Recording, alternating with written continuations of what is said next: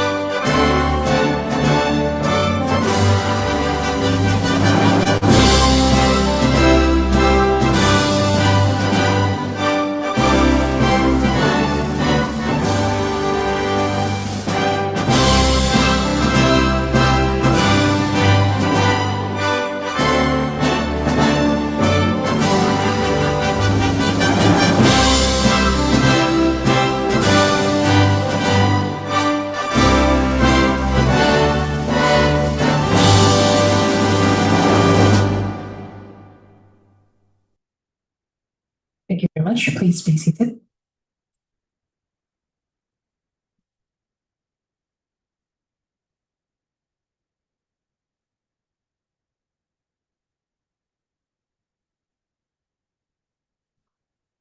you very much, everyone. So this morning, for those of you who are not yet familiar with Koani, we would actually like to give a short video of the Koani profile, followed by the opening remarks from our dear President of the National Council of Women, Ibu Nani Hadi Cahyanto. I think firstly we would start with the video profile, followed by this.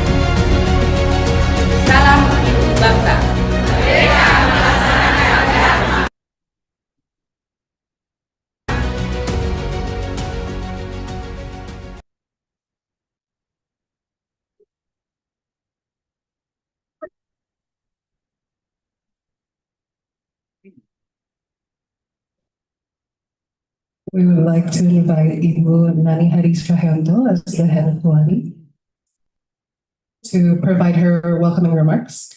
She will be providing the speech in Bahasa Indonesia. However, we've provided the translations of the speech to you as well.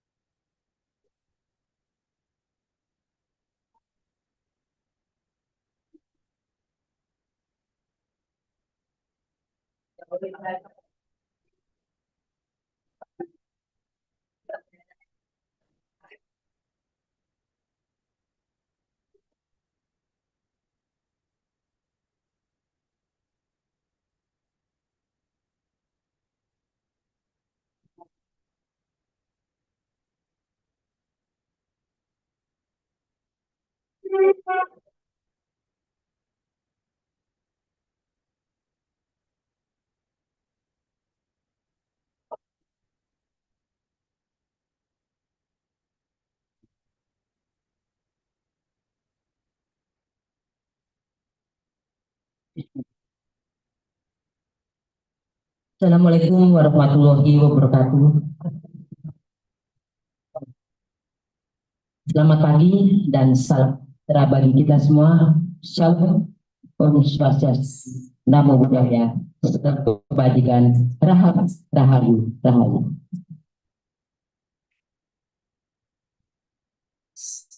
Good morning, distinguished ladies and gentlemen. So the President of the Indonesian National Council of Women will deliver the opening speech. Yang saya hormati Ibu Dr.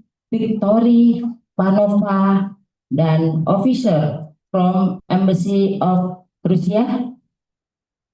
Yes, the Honorable Dr. Victoria Panova and the officer from the Russian Embassy in Jakarta. Please welcome. Bapak Mahtuh dari Civil Council Indonesia, Mr. Mahfud from the BRIC Civil Council Indonesia.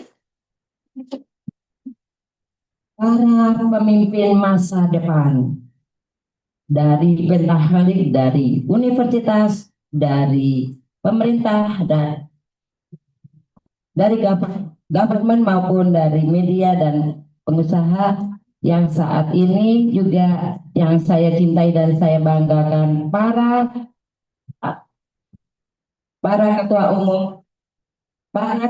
umum organisasi yang tergabung di KOANI. Mohon izin sekiranya Ibu sendiri agar dari BRICS tahu siapa yang hadir di sini sebagai ketua-ketua yang mewakili yang hadir saat ini. So we would like to introduce all the chairperson of the organization, member of the KOANI, Indonesian National Council, and also the leader from the Pentahelik Representative, Academic, Business, Government, Media, and Association. Thank you so much for coming.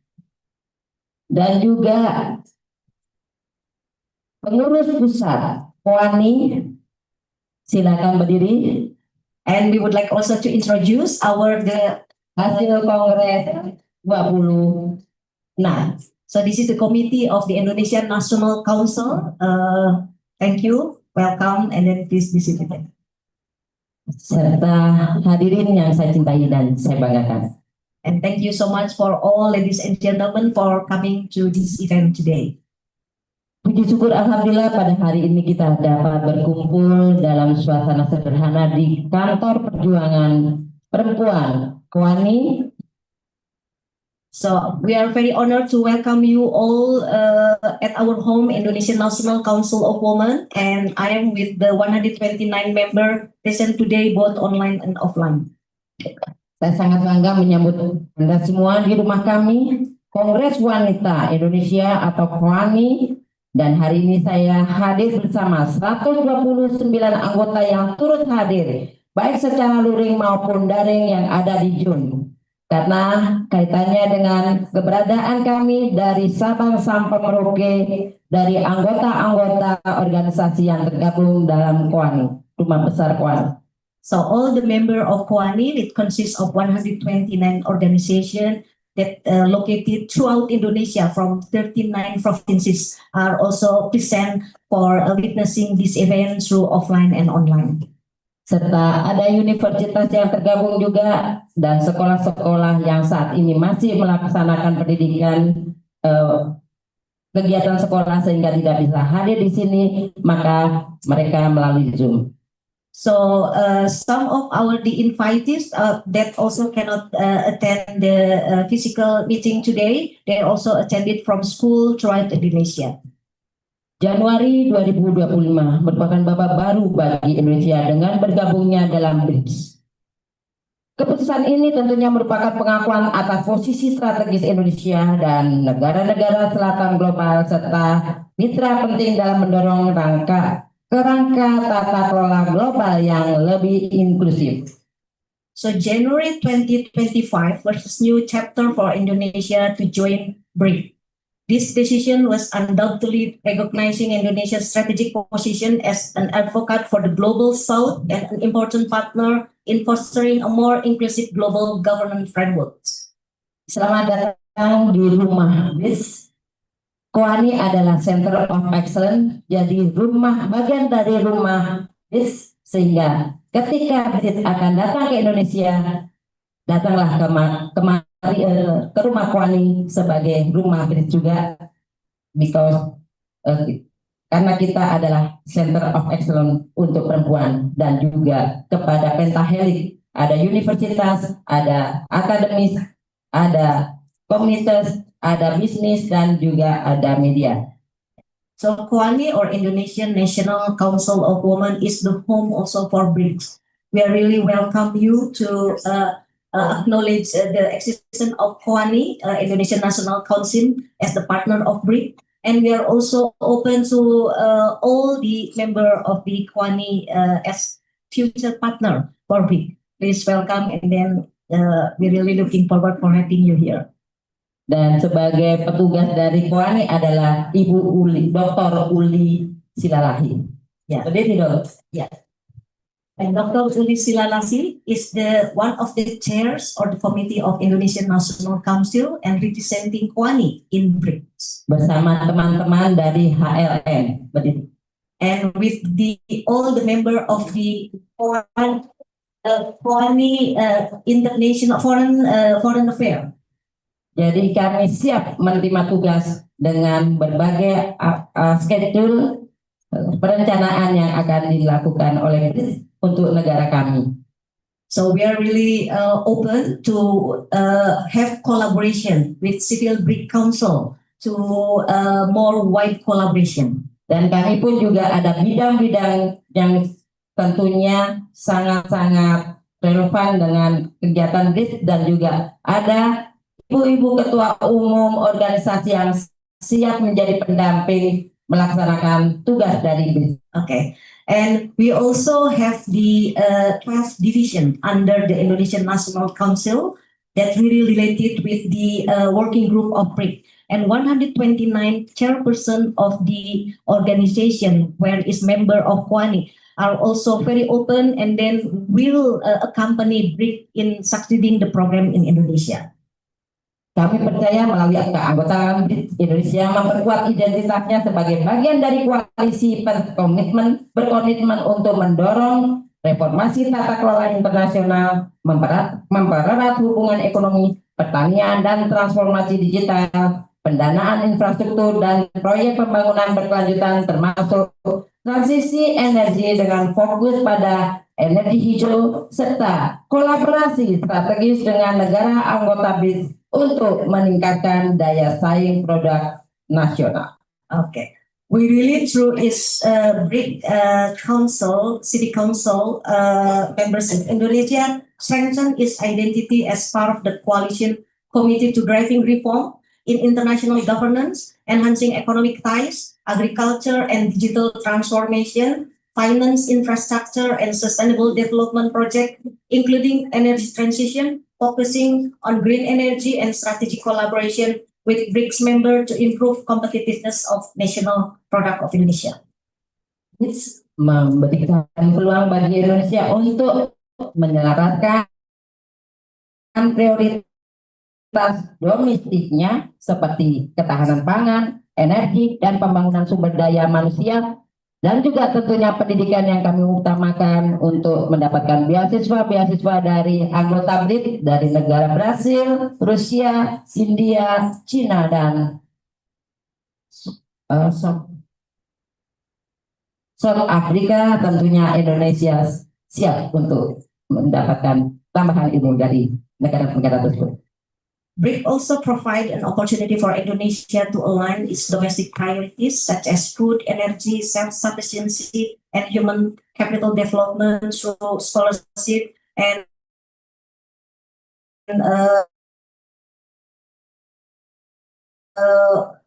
wide.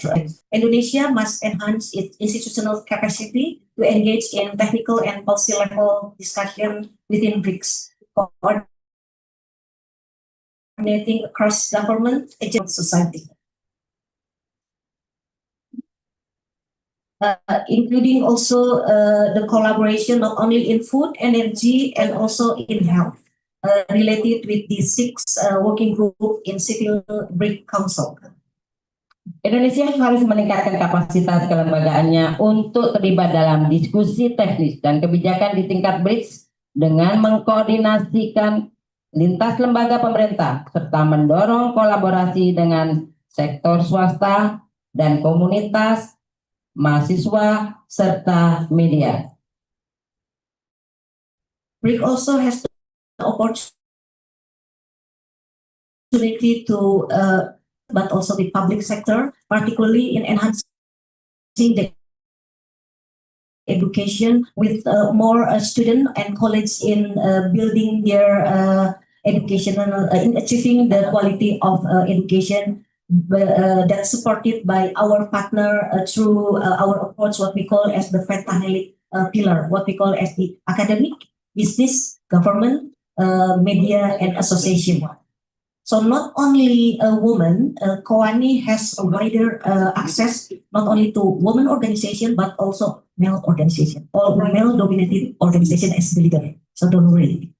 Ya, perlu saya sampaikan bahwa Koani memang betul sebagai organisasi perempuan, namun kami harus bekerja sama dengan Pentahelix. Tentunya pria adalah support. Maka dari itu kami tidak segan-segannya untuk mengadakan kerjasama dengan Pentahelix tersebut. So Koani has been known as the most famous and well-established women organization. But the long-standing collaboration of Koani with many organizations in Indonesia that lead by male leader has been existed. So BRICS should not be worried about this existence of Koani. Koani also is one of the organization that has access in building collaboration with the five pillar of the organization from academic, business, government, media, and association. Koani adalah Kongres Wanita Indonesia, telah berdiri sejak tahun 1928 sebagai federasi organisasi perempuan Indonesia yang berperan penting dalam memperjuangkan hak-hak perempuan dan pemberdayaan perempuan di Indonesia sebagai pelaksana dari government. Koani, Indonesian National Council, established since 1928 as a federation of Indonesian women organizations who play a significant role in advocating women's rights and empowerment in Indonesia. Koani menghimpun para anggotanya untuk memperkuat peran masyarakat sipil tidak hanya di dalam negeri, tetapi juga bekerja sama dengan organisasi internasional seperti International Council of Women (ICW), AKURO, CSW, UN ECOSOC, dan lainnya dengan fokus pada bidang pendidikan, kesehatan, budaya, dan kepemimpinan, serta lingkungan hidup, pemberdayaan ekonomi, dan perlindungan terhadap kekerasan. Bringing together our member to strengthen the role of civil society, not only domestic, but also collaborate with international organizations like International Council of Women, where Koani also part of the committee of this organization, with ASEAN Council of Women Organization, with the council, with the committee of standing committee of UN at United Nations. So we focus on area of education, health, culture, leadership, environment, economic empowerment, and protection against violence. Disinilah rumah dari seluruh organisasi itu, karena kita berkomitmen, Koani berkomitmen bahwa Koani adalah rumah Center of Excellence, sehingga rumah-rumah dari seluruh organisasi ini sebagai rumahnya termasuk BRICS. Kami berharap ada berkantor di sini. Okay. So as mentioned by the president of Koani, mentioned that Koani is the home not only for women, and also Koani as part of the initiator to establish ASEAN Council of Women Organization, and also the CSW of United Nations. So we are really looking forward for having civil BRIC Council to have home here at Koani office.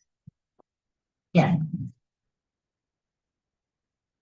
Hadirin yang saya banggakan, sekali lagi atas nama Koani merupakan kehormatan besar kita bisa berkumpul hari ini untuk berbagi visi yang sama.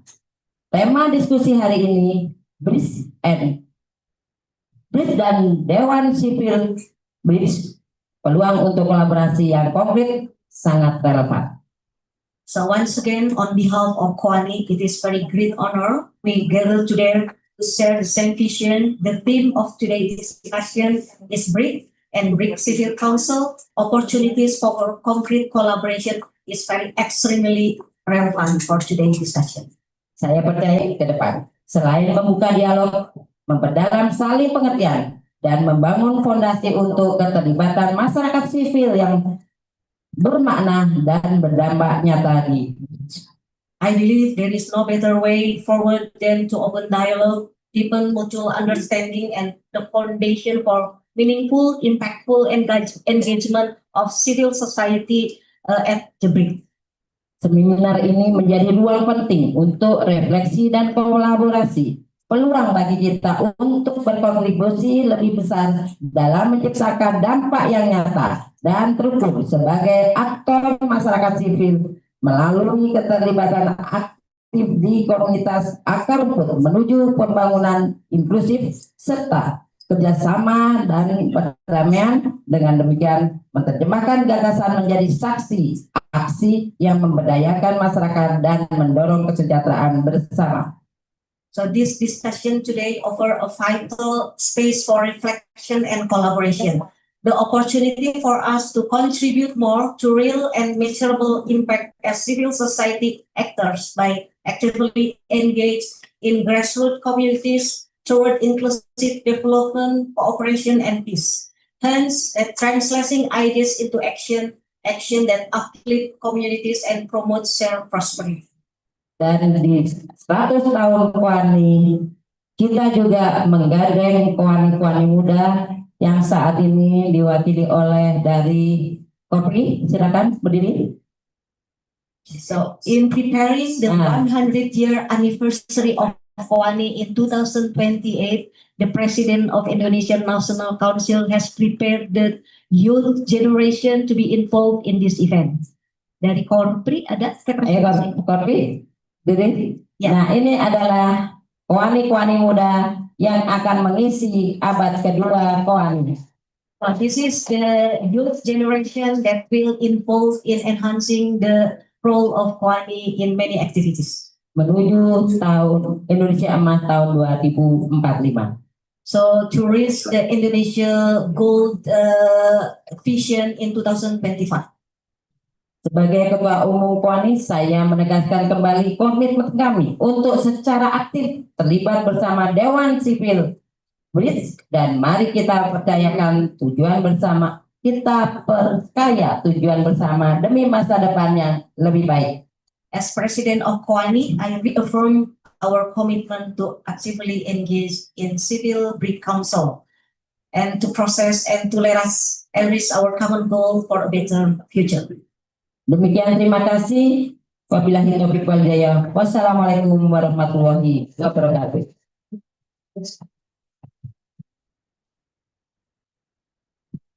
Thank you very much, Madam President, for that enlightening speech. Without further ado, we would like to invite Dr. Victoria Panova, as the head of BRICS Expert Council, to start with the discussion on BRICS and BRICS Civil Council opportunities for concrete collaboration. Sorry, maybe first Dr. Josephine, and then so they should make a welcome and remark, and then I can proceed with discussion. Yes, please.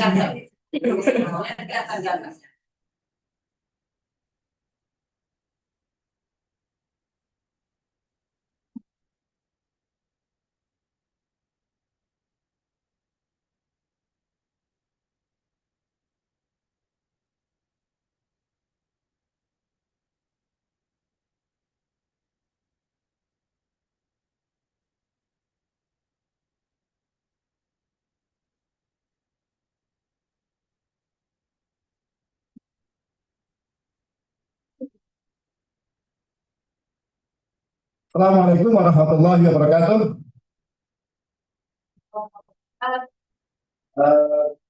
Pertama, setelah saya komunikasi dengan ibu yang menjadi terjemah, saya akan menggunakan bahasa Indonesia biar tugas beliau tuntas.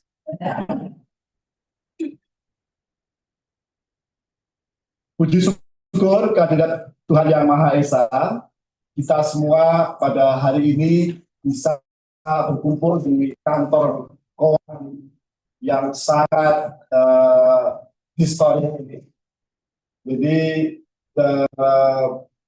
ini bukan sekedar bangunan, tapi ini adalah gudang sejarah, gudang memori, gudang pengetahuan dan kontribusi bagi pembangunan Indonesia, khususnya pembangunan bagi perempuan Indonesia. Yang saya hormati, Ibu Presiden Kwani,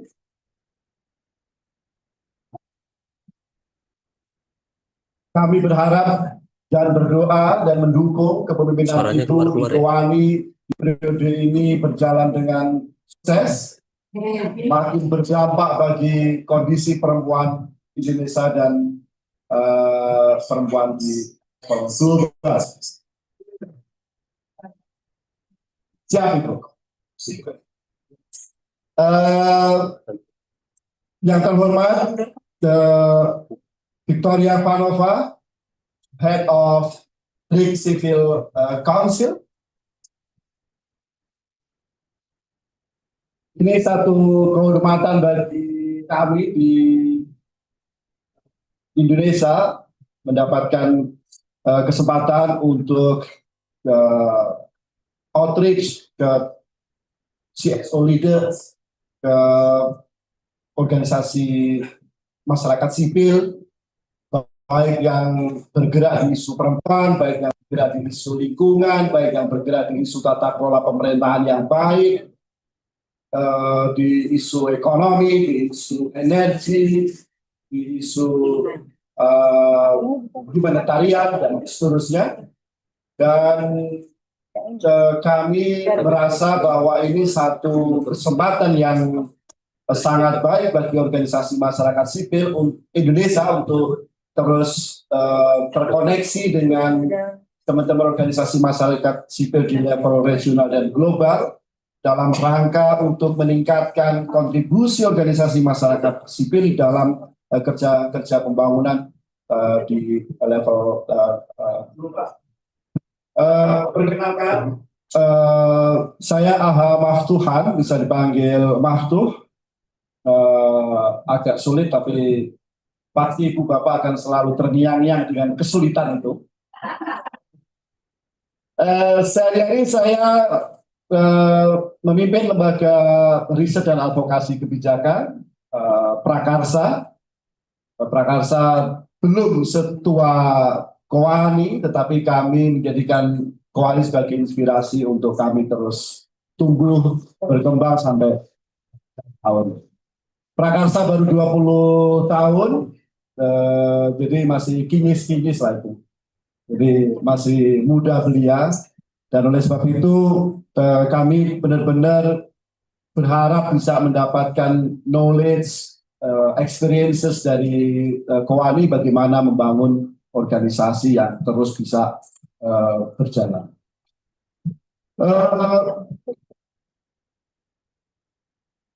Saya di BRIC Civil sebagai anggota dari BRIC Civil Council, dan bersama Ibu Uli yang mewakili Koani mulai tahun 2025 ini. Kami hand in hand dengan teman-teman organisasi masyarakat sipil yang ada di negara-negara anggota BRICS.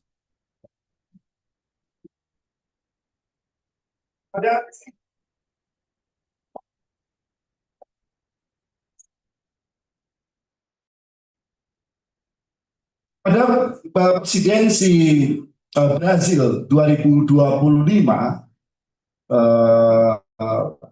pada bulan Juli kemarin, saya mewakili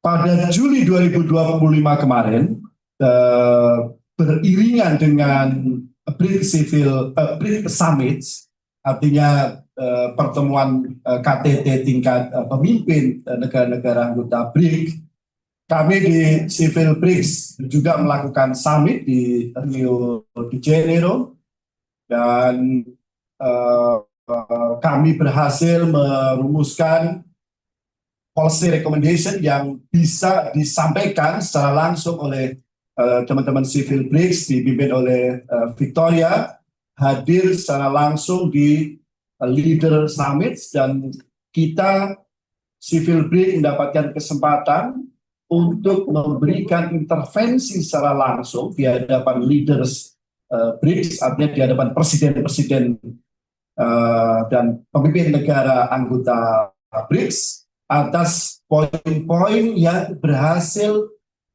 BRICS Civil rumuskan di dalam KTT-nya Civil BRICS 2 hari sebelum pelaksanaan Leaders BRICS Summit. Dan alhamdulillah, puji syukur, setidak-tidaknya ada 3 poin penting yang diakomodir di dalam Leader Declaration. 1, peneguhan komitmen BRICS tidak akan meninggalkan organisasi masyarakat. BRICS kembali menegaskan people-to-people connection, which is a civil society organization connection between and among BRICS civil country members akan diperkuat terus ke depan. Dan di dalam deklarasi itu juga menegaskan bagaimana people to people akan menjadi salah satu pilar utama di dalam eksistensi BRICS saat ini dan ke depan. Poin kedua yang cukup penting yang perlu saya sampaikan adalah bahwa BRICS perlu memberikan satu pendekatan, ya, menggunakan pendekatan yang lebih tangible, yang lebih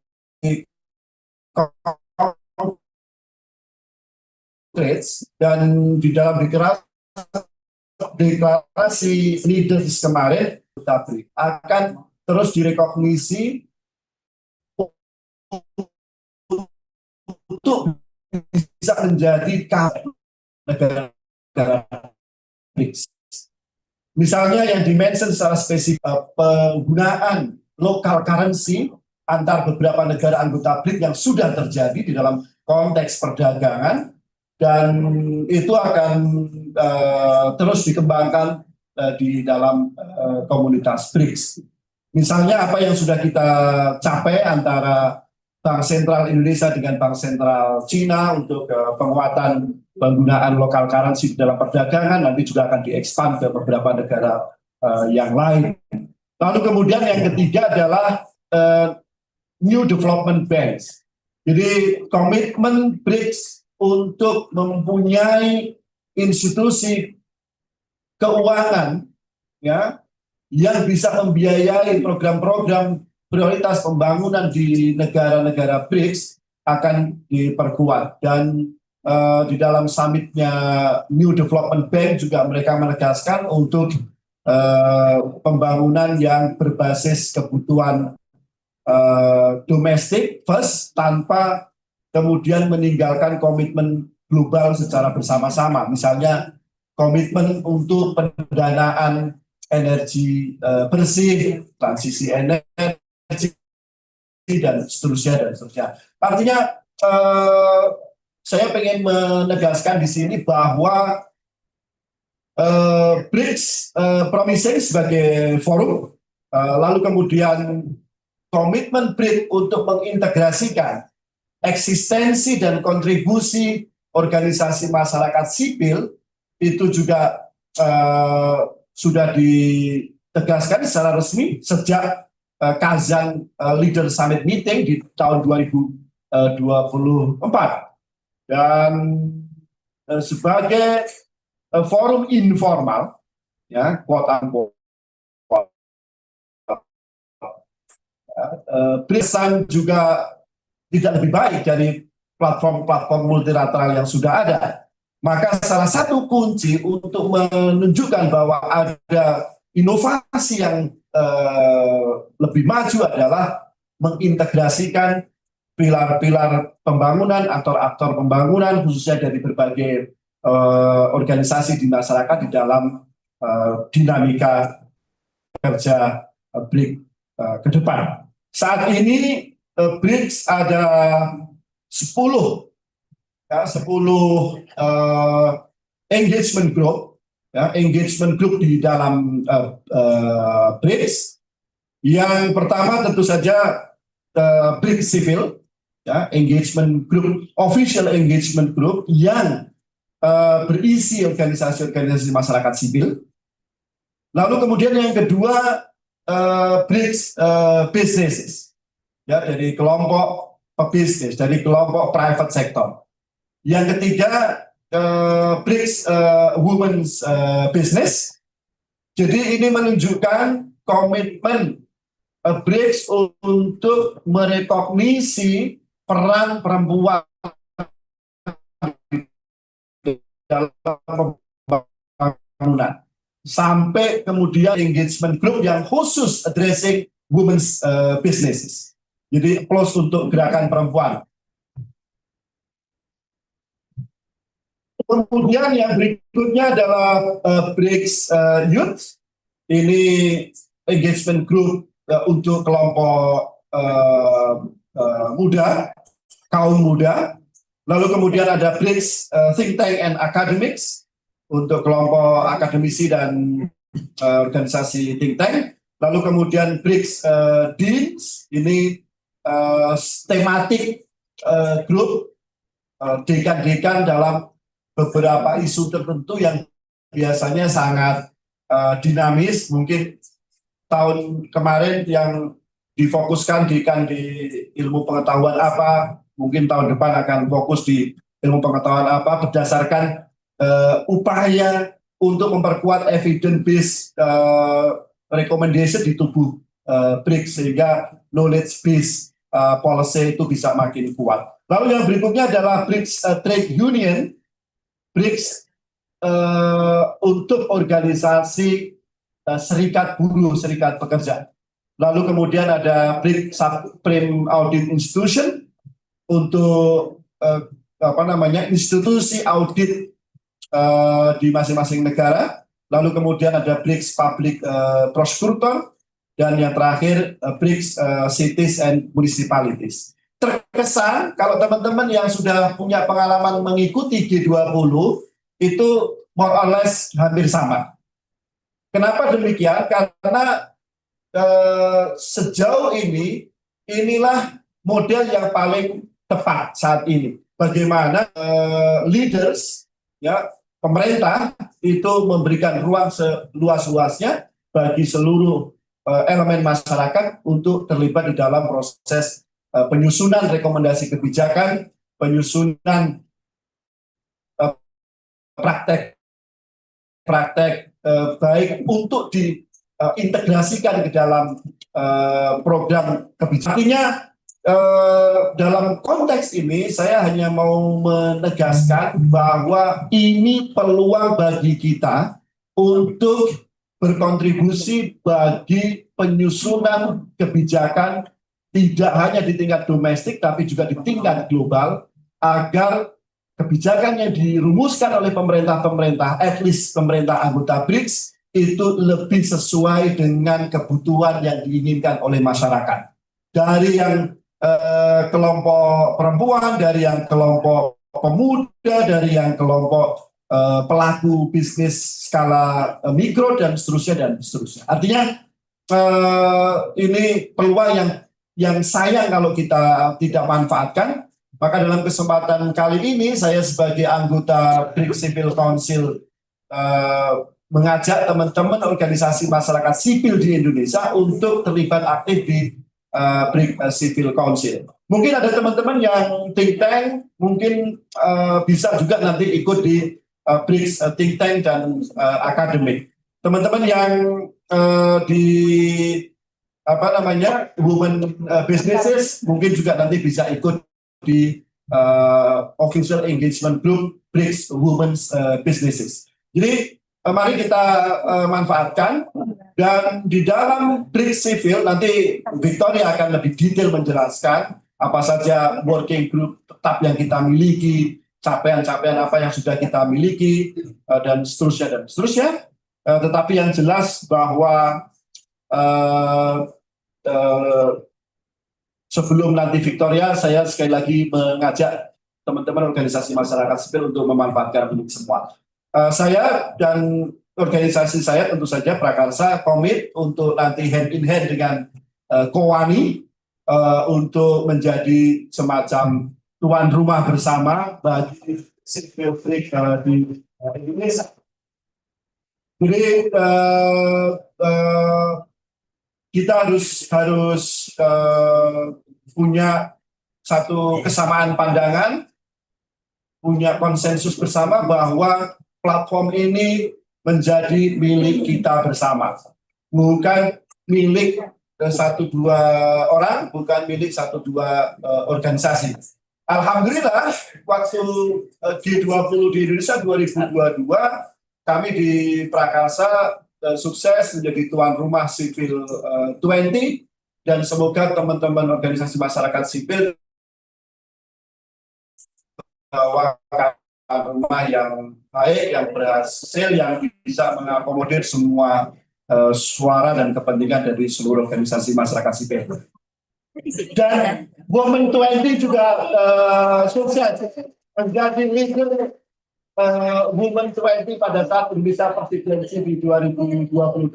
Terima kasih. Dan saya dengar sendiri dari teman-teman di negara anggota BRICS maupun anggota G20 bahwa presidensi Indonesia baik yang leaders maupun yang engagement group dianggap sangat sukses dengan berbagai tantangan yang ada, dan suksesnya tidak hanya substansi, tidak hanya teknis pelaksanaan, tetapi sukses secara menyeluruh, sukses secara kafah, karena menjadi benchmark kemudian di presidensi berikutnya, di India, di Brazil, di South Africa saat ini. Dan perlu saya informasikan, ternyata kekompakan organisasi masyarakat sipil di suatu negara itu bukan sesuatu yang taken for granted, bukan sesuatu yang ujuk-ujuk datang dari langit. Itu harus kita bangun bersama, harus kita pupuk bersama. Kalau kita sebagai organisasi masyarakat sipil tidak punya komitmen untuk kerja bersama,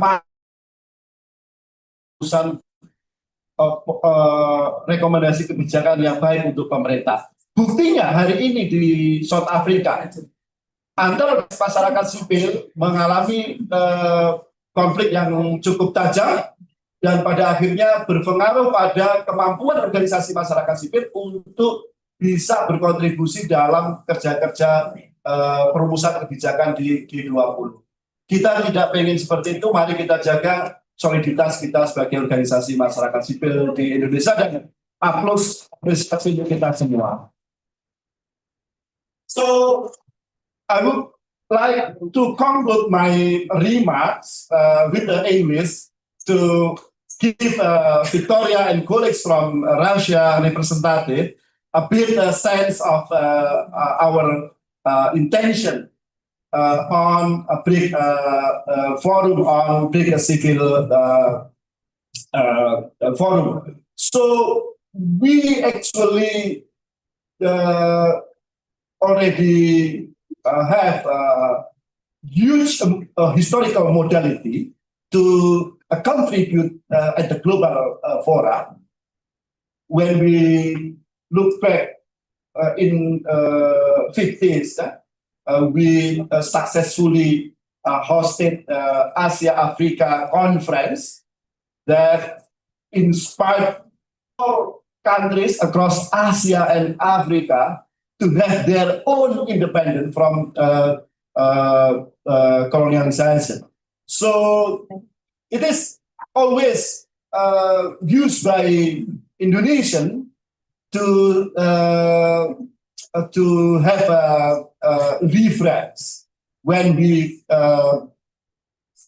work at the regional and global level. So in this forum, once again, we underline our commitment to work closely with other civil society organizations across BRICS member countries, especially under the leadership of Victoria Panova in the BRICS Civil Council.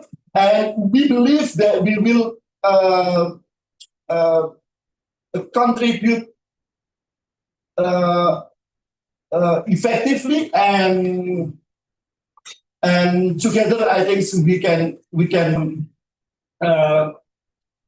more impact, yeah, to the common people. So what we think right now is how we bring the international platform, international forum, more beneficial to common people. So let's make sure that BRICS works, more rely on our society, and I think this engagement will provide us more open dialogues, more open crafting ideas, policies that reflect in our society, especially at the global south, that until today still facing a difficult situation, yeah, in the politics, in the economic, etc. When the Trump administration declared a tariff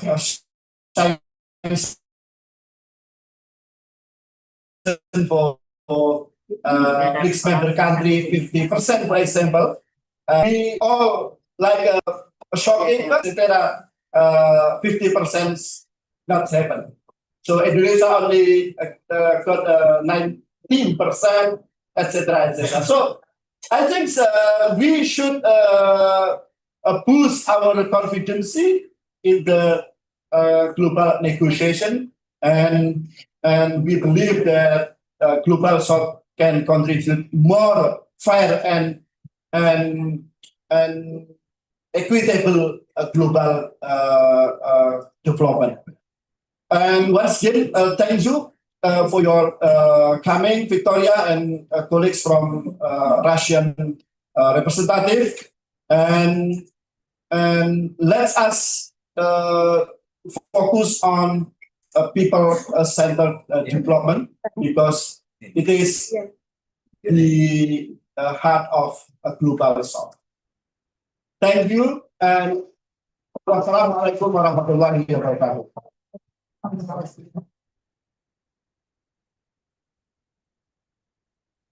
Thank you very much, Pak Mahtu from the Civil Council of Indonesia.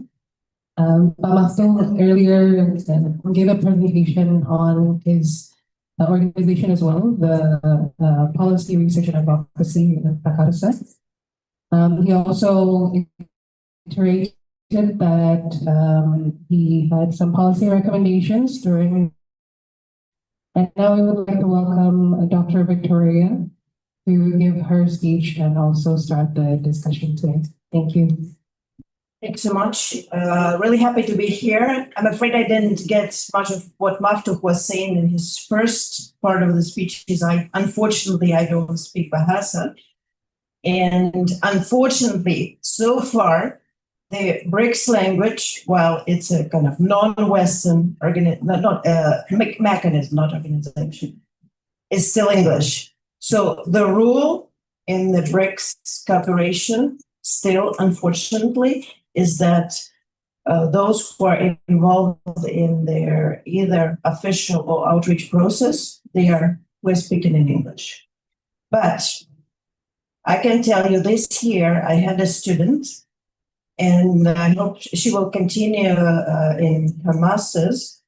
And I think it's the first ever. I didn't hear anybody doing something like this.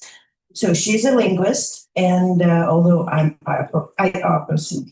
So she came to me, she wanted to explore, and she did some advancing in order to use artificial intelligence in order to look into all the BRICS languages, get out of the data all the, do the comparison and make a BRICS language. Not Esperanto, but a BRICS language. So I hope we will live, as the technological progress kind of speeds up, probably we'll live up to it within 10 years, let's see. And then I promise, I will learn it. So, but so far with Bahasa, all I know is terima kasih. Unfortunately, sorry. So if we could start their slides, because I will, before talking about civil BRICS, I will give a slide of understanding of what BRICS is. Even before that, let me thank Kavani for hosting this event and for making it a beautiful meeting, to Miss President Nani for agreeing to be part of that, to Uli for leading us. I've known her since Women 20, and she's a Women 20 Sherpa for Indonesia. And she and Mafto has graciously agreed and were unanimously voted in as members of the Civil Council by all their BRICS country members. So great thanks to them for having me here and for giving the opportunity to give a bit of information about what is BRICS. Because it seems everybody knows what it is. It's in your ears, right? You know what countries it consists of initially now. But there are lots of myths so far, and maybe more myths than understanding reality, because BRICS is a very complex organism, and there's much more to it than lies on the surface. So who do we have as BRICS members now? As you know, we started out as just 4, with South Africa, Brazil, Russia, India, China, with South Africa coming very fast. So it's now even seen very often as initial 5 as a founding member.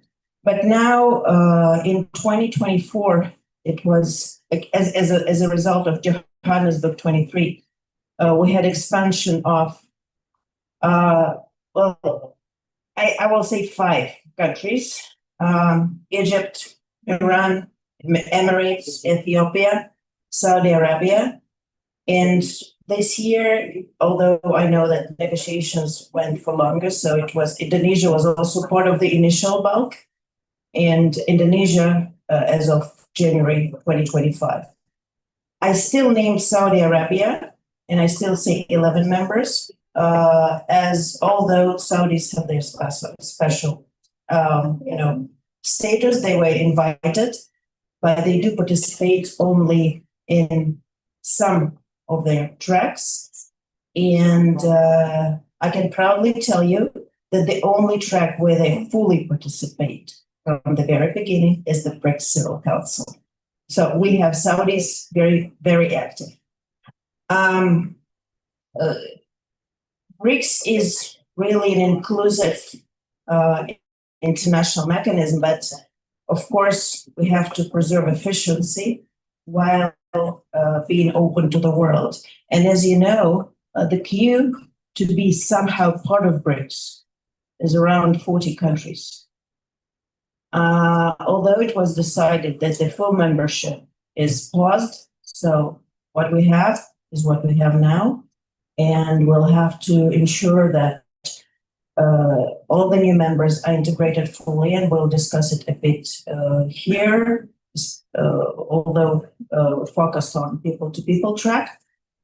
But we also introduced partner category, and we have 10 partner countries as well. So there are still more countries in the queue wishing to be somehow more related to BRICS.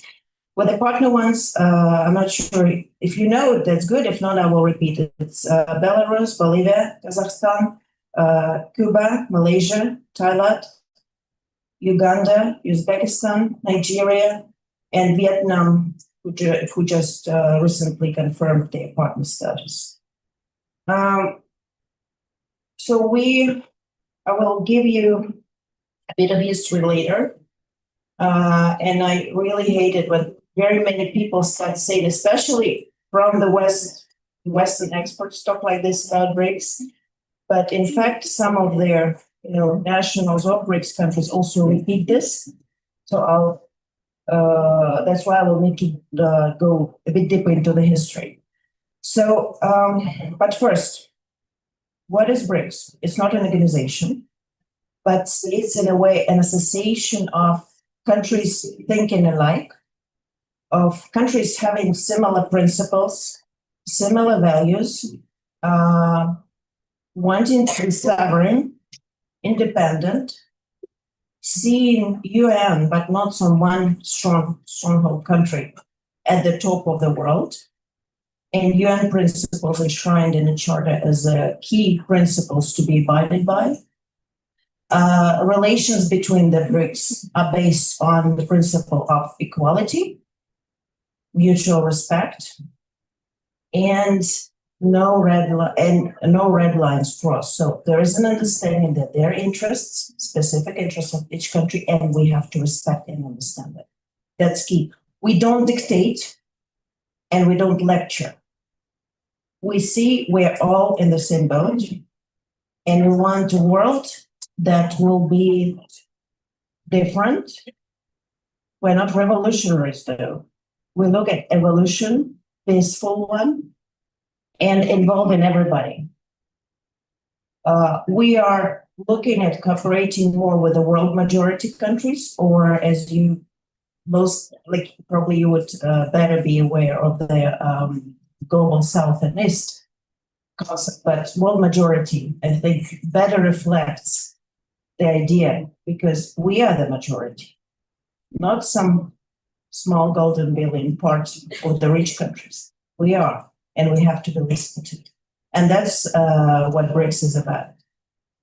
And although we're not confrontational in any ways, and we're not trying to compete with anybody, just to see how much we can be influencing this world. I'll give you some comparison. There's some figures with the G7. So BRICS countries, GDP on PPP as of 23 is about 65.3 trillion. At the same time, the same year, indicator for G7 is just 47.3 billion. So by 1/3, we're bigger. BRICS, I'm not talking about, well, BRICS people is about half of the world. How many do we have in the G7? Do you know? Population of the G7. Half of the world for us, 49% for the BRICS. Not counting partners. How much is the G7? Less than that. 10%. Yeah. So, good comparison. So we have the right, we have the capacity, and have the responsibility and desire to go ahead and formulate the principles that would ensure that the model of the international relations and international system we all are living in as one family on the one planet is responding to each of our interests, each country, not just some. So this is what the BRICS is for. BRICS main figures, if we could go further, next slide.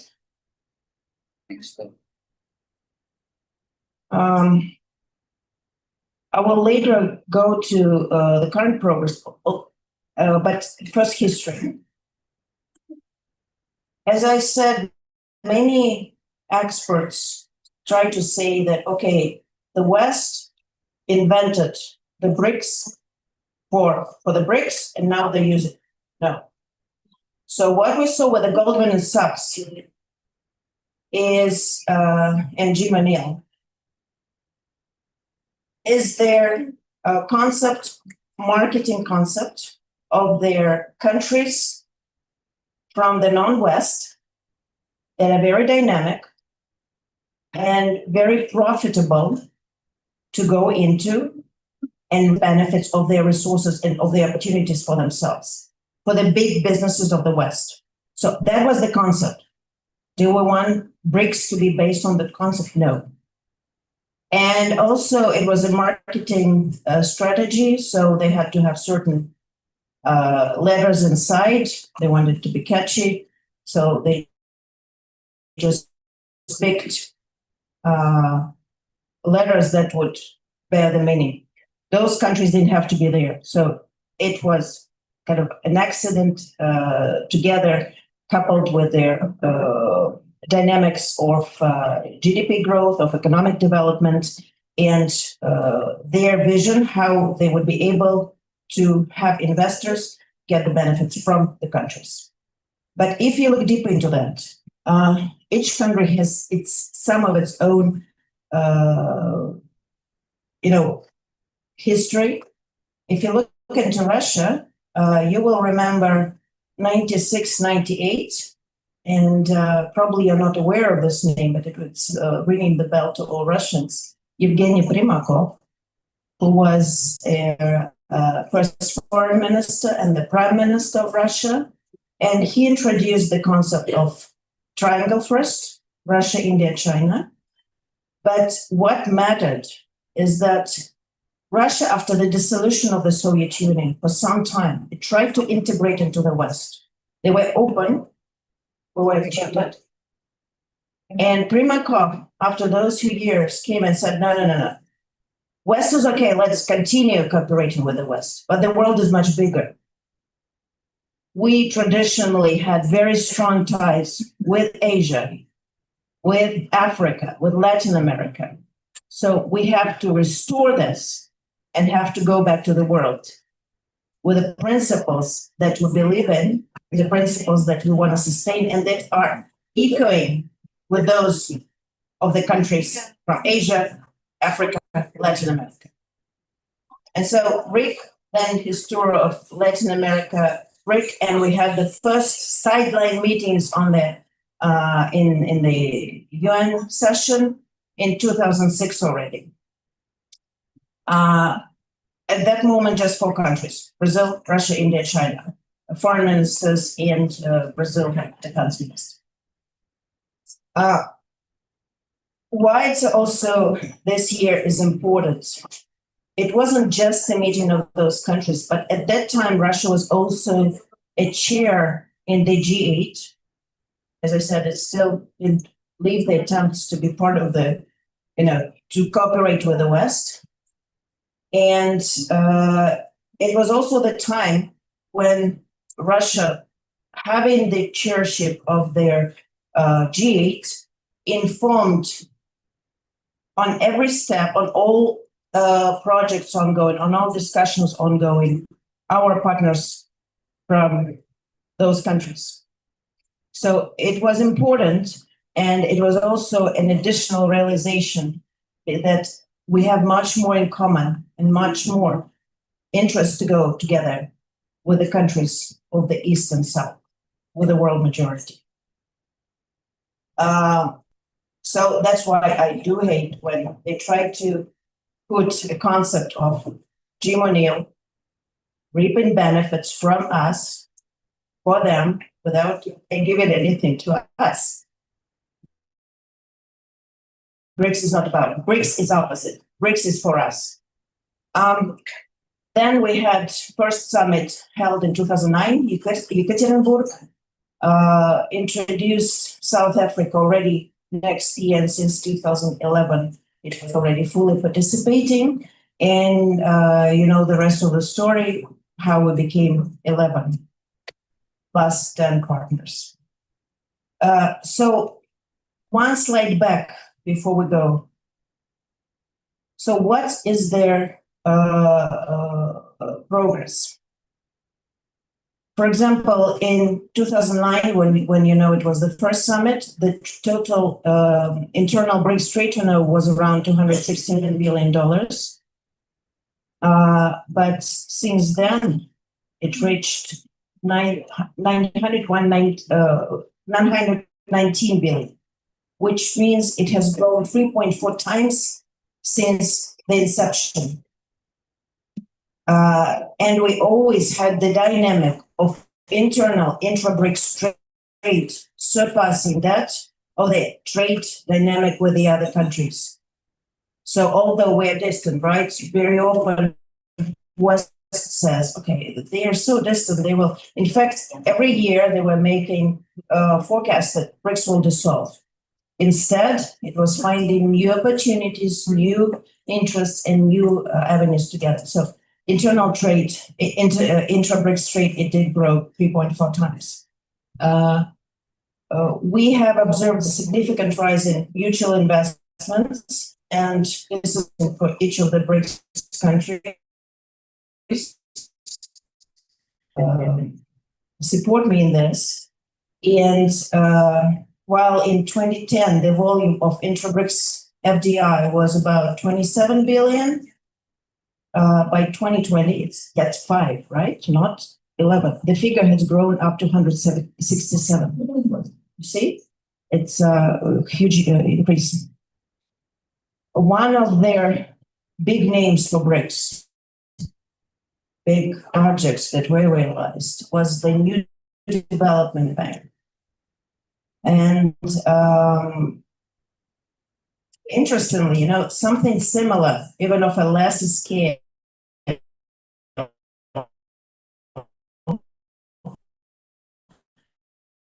within the G7, just to coordinate a bit on monetary policy. For 10 years to participate fully as full members in financial. And they didn't establish a meeting mechanism for that. Yes, they have IMF, they have World Bank, but led by, formally it's global, but led by United States having a quarter veto in it. The only country having veto. So NDB was realized since the first time it was mentioned within 2.5 years. It's a very difficult politically, technically, financially endeavor. We managed to do it. Since first time we discussed it as part of academic forum, it came from the expert plan. Till the time we had their launch of the NDB, 2.5 years. Yes, it exists in the paradigm of the current international system. It still uses most of the dollar in euros in order to finance. It has it as reference, but leading to having up to 30% first step of national currencies for investments. And its key key achievements is their investment into infrastructure. And infrastructure is the most important thing for our countries to be developing at a faster pace. Same about economics and science. For example, from 2009 to 2023, BRICS countries registered 44 million patents, and this is 52% of the global. BRICS countries published more than 20 million research papers over the period, and this is, well, not as significant, but still 20%. Okay, next. I talked a bit, as I was told, I don't have much time. I talked a bit about principles and values of BRICS, so I will skip that. But I will go into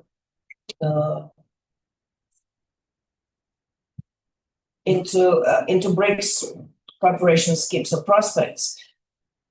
As I said, BRICS is not an organization. It doesn't have a charter. It doesn't have a secretariat.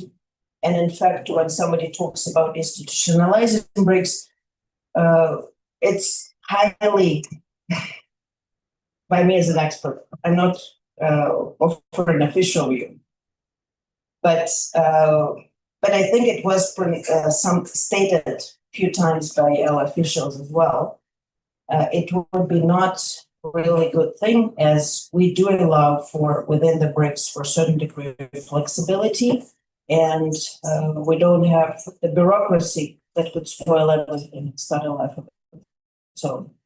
So far, BRICS has its top level of negotiation and annual meetings of the leaders. It has Sherpas. Sherpas are personal representatives negotiating for the leaders and meeting on a regular basis.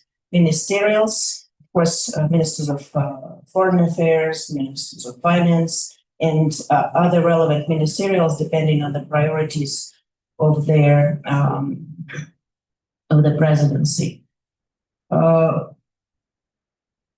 We had. I would not be. I would be willing to know, and maybe our officials would be ready to make more research of what areas we would need to go deeper into, because BRICS is a very diverse and very rich in terms of achievements. I know when newcomers came and the new countries started cooperating, they were like, okay, so where do we have to have our representatives? And not everybody could find representatives immediately for all the tracks that we have, official and track 2. So it's a very rich history, although still small, less than 2 decades, right? Nevertheless, already many programs and projects implemented, concrete ones. NDB that I named is just one. So we would be happy to give more ideas, both to civil society, to experts, and if needed, to assist our embassy of giving the expert diving into all tracks: science, economics, finance, energy, agriculture, very important here. STI, right? In order to answer to all the questions and give all the details of the cooperation. And as we have mostly representatives of the civil society and academic community, I would rather go into the outreach formats that we have, the track 2. So I'm here not only as I'm heading the BRICS Expert Council Russia, and we are mandated with coordinating, being a focal point from Russia for 2 tracks: expert track and civil track. So civil track is what you've heard from dear colleagues, from both Ms. Nani, from Mr. Maftuh. But we also have an academic track. And interestingly, it was launched even before the summits. So the first academic forum of BRICS, it was held in December 2008, like a half year before the summit itself. And since then, it's become a regular venue. And on its basis, we have formed a BRICS Think Tank Council, BTTC. And BTTC, it's one of the important outreach formats. BTTC was the one who gave the ideas of New Development Bank, BRICS Network University, and a number of others. And it was approved the same year in the same declaration by the leaders as a kind of official regular venue with BRICS Business Council. And I know Ms. Nani was asking about business activities in there as well. So Durban 2013, BRICS Business Council, BRICS Think Tank Council, officially launched. Officially recognized by the leaders as their business and expert hand. Since then, in 2015, we initiated, it was Russia's chairship, we initiated the first civil forum. And I can tell you that it was very different from similar club mechanisms like the G7 or the G20. BRICS recognized, and the leaders of BRICS recognized the role of civil society, of its citizens from the very start, and was ready to listen to their voice because BRICS is for its people. I think I didn't say I missed it. We have 3 pillars: politics and security, economics and finance, people to people, and cultural exchange. So Russia and BRICS as a whole were ready to listen to its citizens from the very start. So in 2015, we initiated the first forum. Although we did struggle for 9 years to ensure that we do institutionalize it.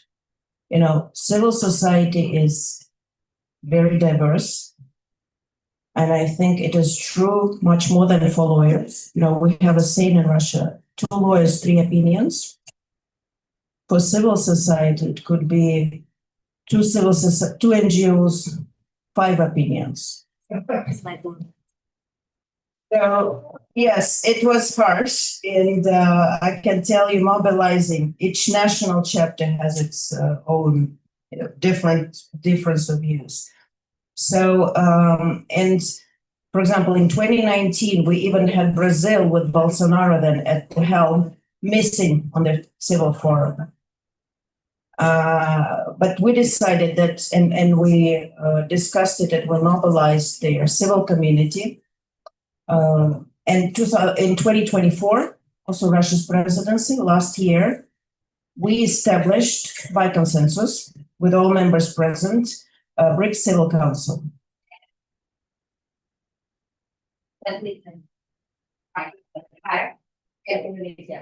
Yeah, but yes, okay.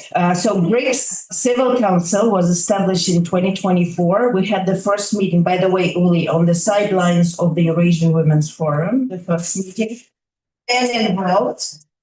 And it was recognized in the Kazan Declaration with Article 132. So we're also now official engagement group with their leaders. And once Indonesia was co-opted as part of BRICS, immediately having consulted to all the BRICS Council members and to our governments, because we are not going in opposition to the government, we are going with constructive engagement. It was decided to invite those people from Indonesia who brilliantly showed themselves as outreach coordinates on Women 20 and Civil 20, Uli and Maftu, and now they are full members. And it's important that each of you have many organizations behind your shoulders, because although it's like they act in individual capacity, but they do represent the voices of the country. So it is important. And what the BRICS Civil Council is doing, it is translating or offering the voice of civil society to the BRICS leaders. And in fact, we were very fast in recognition, because 24 we were in the declaration, and 25 we were already part of their summit. We were invited as a council to present our recommendations directly to the leaders. But what is also specific of the council, that we do concentrate on issues, and that's, you know, the thing where the BRICS is for the people, because many do not understand. We do concentrate on promoting socially important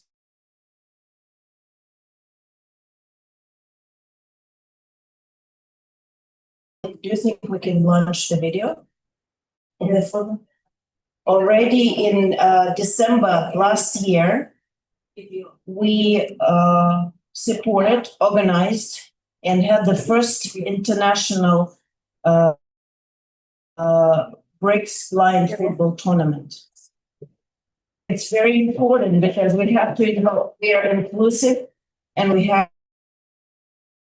to involve all the people who could be in a worse life condition. BRICS Games, but we don't have BRICS Paralympic Games. So this international football tournament could be a first step in order to launch the Paralympic BRICS, and we hope you would be part of it already. So if you could do the small video.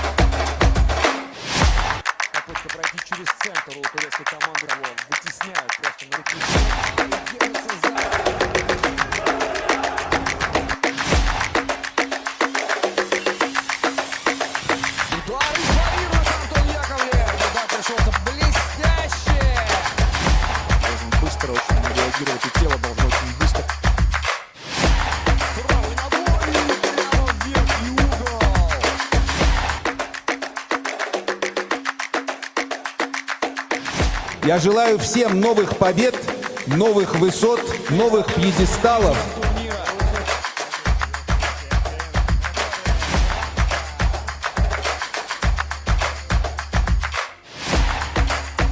Первый международный товарищеский турнир по слепому футболу среди клубных команд стран БРИКС+. До новых встреч и новых побед!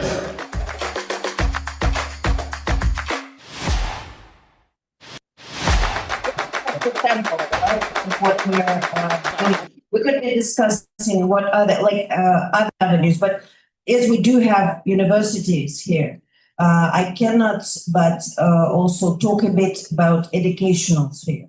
So civil council, we can have more discussions afterwards. And if you have ideas, definitely would be able to push it through. So BRICS Network University. It's an important one for education. It was established back in 2015, and it is association of higher education institutions of the BRICS countries. We had 50 plus universities from 5 countries, and we're looking to involve universities from all the your members. It's a unique project, and it aims at testing and realizing models of educational cooperation through bilateral short-term and long-term and multilateral joint educational programs. It involves master's, PhD, as well as research projects in various fields. It has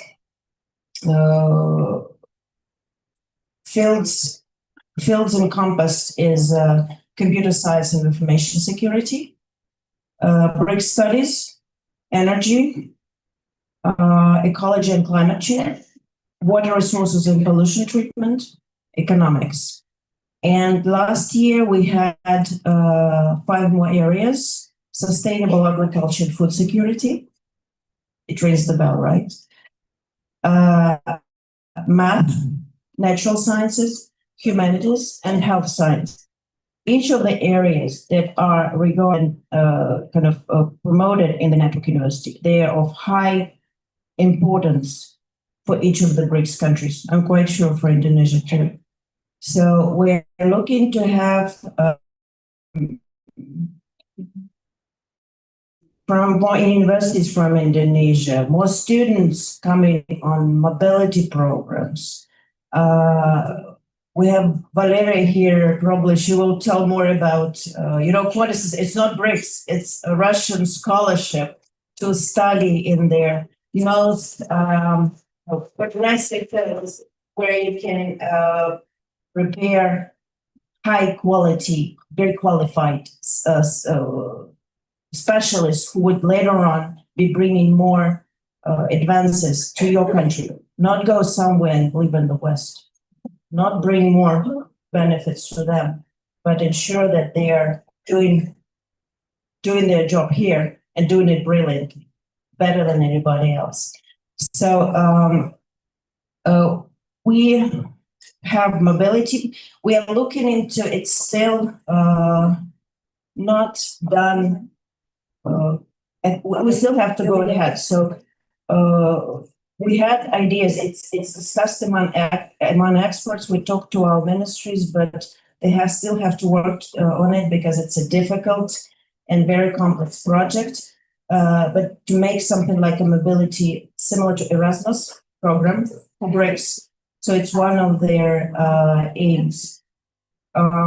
It's also talking about it has. It gives certificate of supplement of national education diplomas of member countries. What if you do join as part of Network University?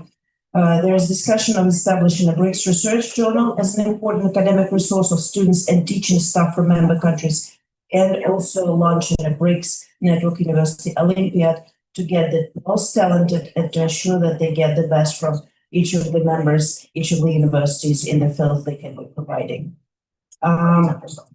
Another educational project that we are having, I would like you to know about it, is their BRICS School New Generation.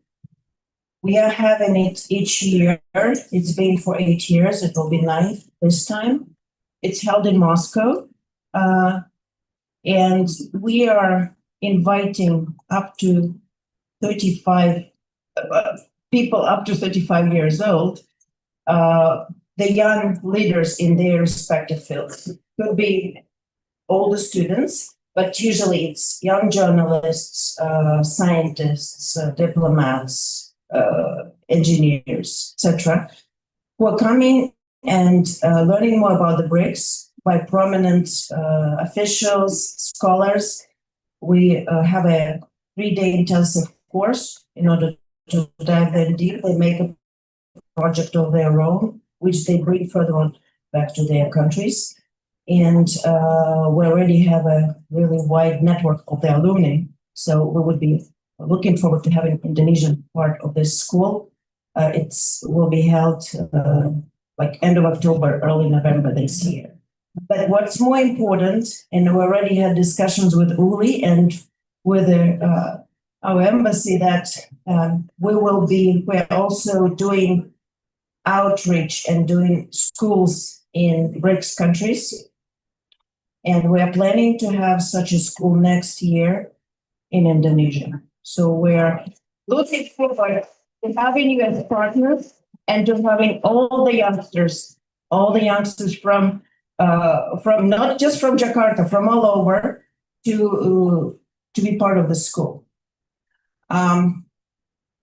So I think, and one more, as a BRICS expert council, we are doing lots of research. I didn't have monitoring report. We're doing, why we decided to do it. Short history. University of Toronto, Canada, was evaluating us of how are we doing as BRICS, not knowing what we're doing. Not understanding what's happening.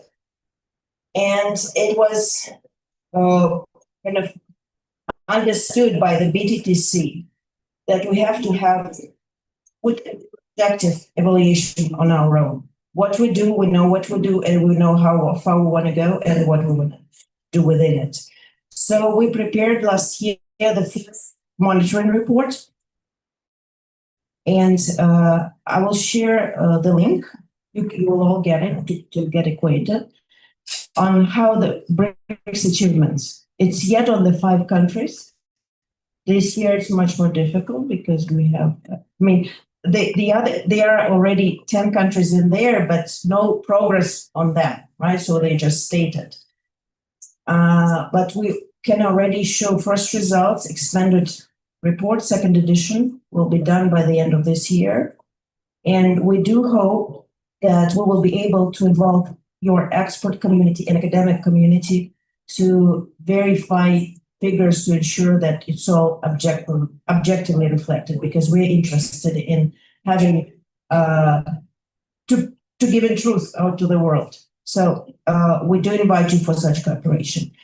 And I know Uli is doing not just international relations as Vice President of Kavani, but also education. I should mention we have a MOU, but still 5. So we would rely on you for the 2nd edition of it to have, prepared together with the Indian authorities. So I think it's very, helpful in order to realize what do we have in common, what common challenges we have, and what achievements should be going there.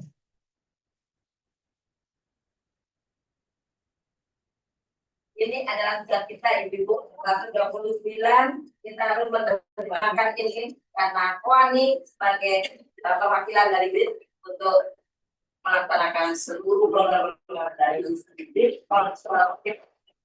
So the president of the Indonesian National Council of Women mentioned that we have the homework for the 129 member of Kowani. We have many homeworks. Program from this book that handed over from the Dr. Victoria. Thank you.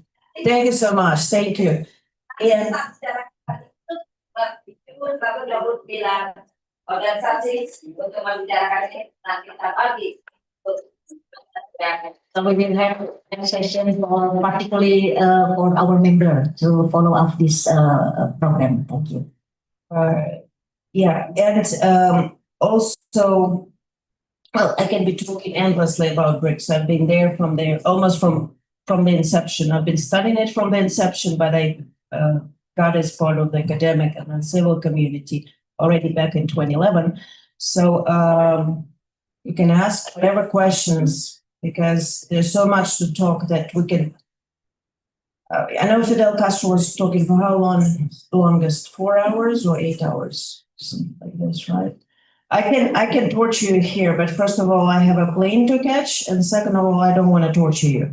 So we're all in a friendly environment. So if you have questions, of course, I'm ready to answer, as well as our colleagues from the Civil Council, Uli Maftuk. Or if there are questions on education, Valeria will be able to also elaborate a bit more on that. But I will probably stop here. Thank you so much for your attention. Yeah. Thank you so much, Victoria, for your very comprehensive presentation on BRICS and BRICS Civil. Okay, but before we open a question and answer session, let's us move a bit on ceremonial session. So President of KOANI will present the small gift to Victoria and we will show it. Mohon maaf, saya tidak bisa bergabung lama karena saya ada undangan dari Ibu Wakil Presiden untuk menghadiri pameran bersama di GCC di BI oleh BI, sehingga kami wakilkan kepada Ibu Profesor Poppy Rufaidah dan Dewan Pertimbangan Agung dari KOANI dan Bu Uli sebagai HLM. I will translate. So, on behalf of the President of Indonesian National Council, we have two events, and then at the same time with BRIC Council and also with the wife of the Vice President of the Republic of Indonesia. And Ibu Nani Hadi Cahyanto, as the President of KOANI, should open the event that is hosted by the wife of Vice President. So in order for that, the President of KOANI would like to give the token of the enduring friendship between BRIC Civil Council and KOANI. Yeah. Thank you. Yeah. So it is with great respect and appreciation that we present this plaque to Dr. Victoria. And also this is the souvenir from small medium enterprises. This plaque symbolizes our sincere gratitude for your dedication, spirit, and collaboration, and the strong bond that has grown between KOANI and Civil BRIC Council.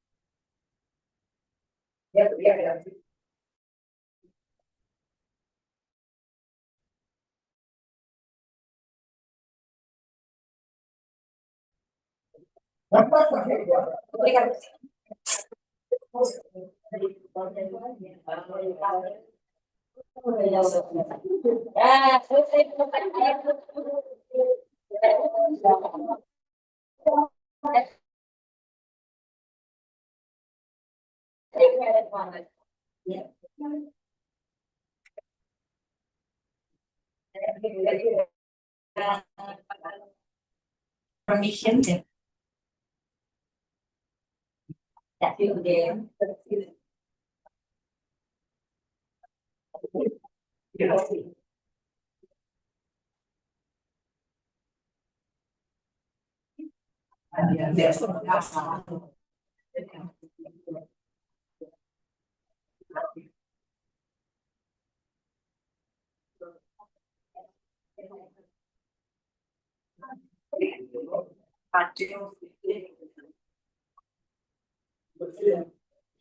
Boleh, boleh.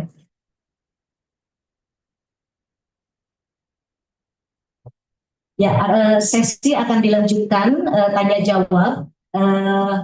Kowani mengundang pentahelik dari perguruan tinggi, dari komunitas bisnis, kemudian dari media, dari pemerintah, dan juga dari asosiasi.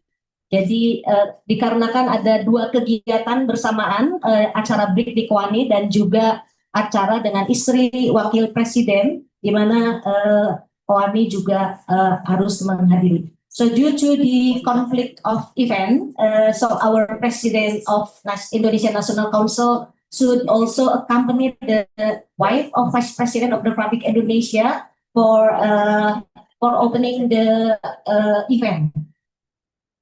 Sekarang ada sesi tanya jawab. Silakan nama dan organisasi dan pertanyaannya. Kita akan empat penanya ya.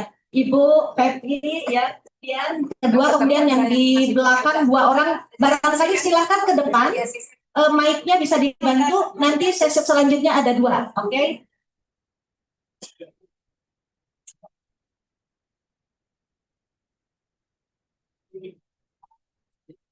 Jadi kami mengundang perwakilannya dari perguruan tinggi, ya, perguruan tinggi, ada dari perguruan tinggi, ya udah satu ya. Kemudian dari Kadin, ada dari bisnis pengusaha, oh ya Ibu ya. Kemudian dari government ada perwakilan government, dari universitas sudah ada. Yang ini dulu, yang ini sudah dari organisasi. Silakan Ibu, nama organisasi ada dua ya. Kemudian nanti dari parlemen ya. Ya, 4 dulu ya, silakan namanya dan institusi. Direct question karena waktu. Good morning. My name I'm a founder and also chairwoman for Women Leader Association. Mohon ibu-ibu, bapak-bapak, suaranya dulu, suaranya mohon. Yeah, my question is how can the federation under Kowani align with the BRICS priority to promote inclusive and sustainable development, particularly in empowering women at the grassroots level? And then also the second one question is, are there any existing framework or platform within BRICS that could accommodate structured partnership with civil society organization under Kowani Federation? Thank you. Thank you. Okay. So this is the chairperson of the organization. Okay, thank you, Ibu, and then the representative from higher education. Okay. Yeah. Morning, everyone. First of all, thank you to Kowani for inviting us from Gunadarma University for today's discussion, and special thanks to Ibu Yayu for facilitating our presence. Thank you, Ibu. My name is Francisca. I'm a lecturer, yes, but like many amazing women here, I also wear multiple hats. In addition to my academic role, I'm active in a non-profit, non-governmental organization called Asosiasi Ibu Menyusui Indonesia, or AIMI, or the Indonesian Breastfeeding Mothers Association, also a member of IPFUN, the International Breastfeeding Action Network. And as we all know, and I'd like to gently remind us, today, on the 7th March, the final day of World Breastfeeding Week 2025, an initiative launched by the World Alliance for Breastfeeding Action. In Indonesia, we observed this for a full month, a range of events led by the Ministry of Health and other NGOs, including AIMI. I believe we can all agree that breastfeeding is vital for the health of future generations, providing unmatched nutrition that no industrial substitute can replicate, and also the most sustainable infant food there is.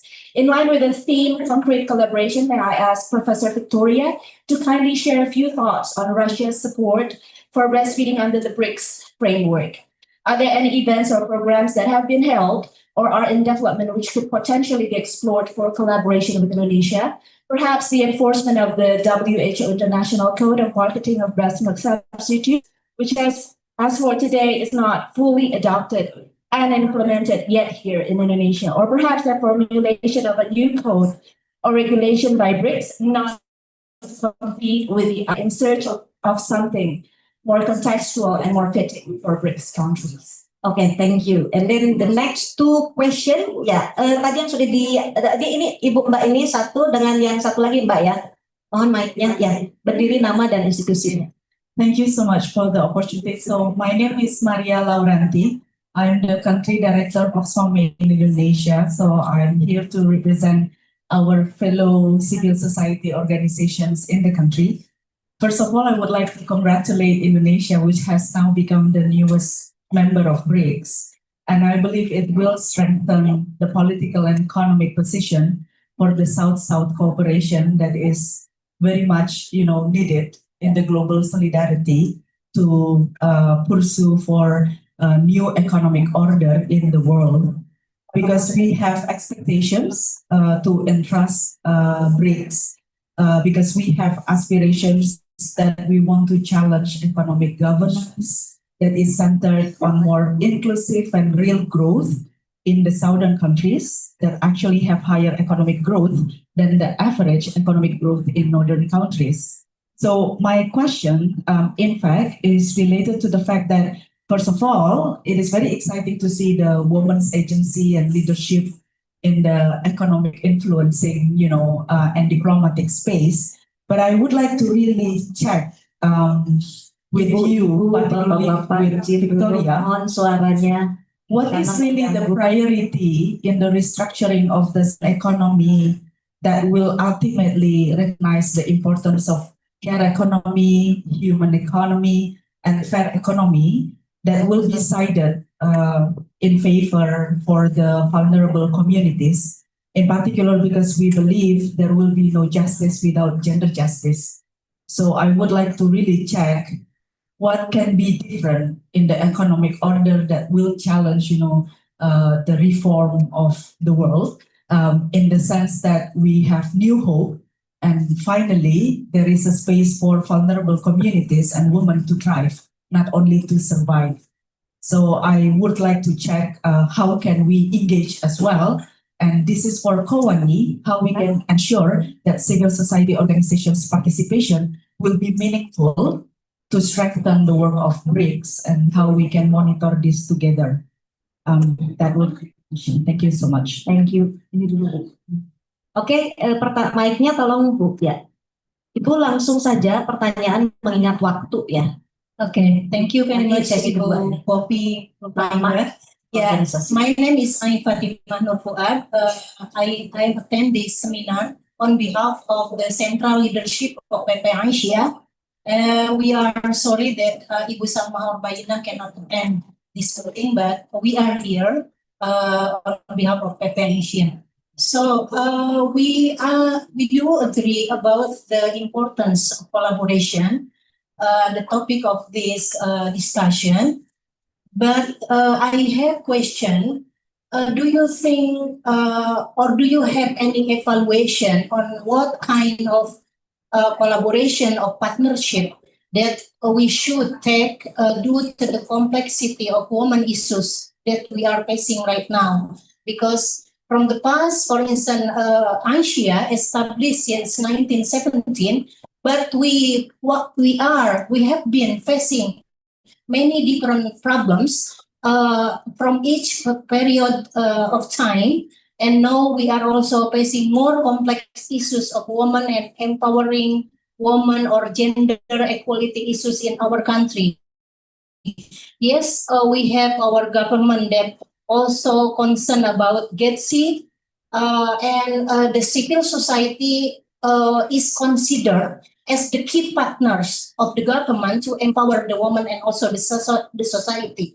But my question is, do you have any kind of developed collaboration or partnership that you think this is more impactful and effective to empowering women to the grassroots level, not only for middle class women or urban society, but also to the lower level of women in rural society. Thank you very much. Thank you, Bobi. Thank you for the four questions. So I would like to introduce Professor and also Dean Aisyah is number one member of Kowani, the established and 112 years ago, right? and her association members is 20 million.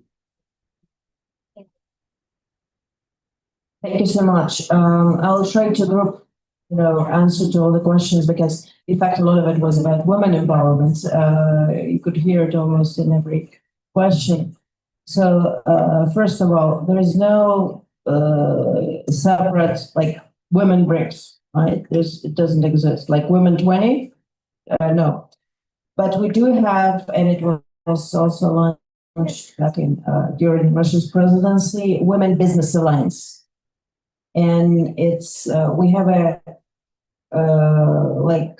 head of the Russian national chapter is Anna Nesterova, and they are doing quite impressive jobs in terms of when you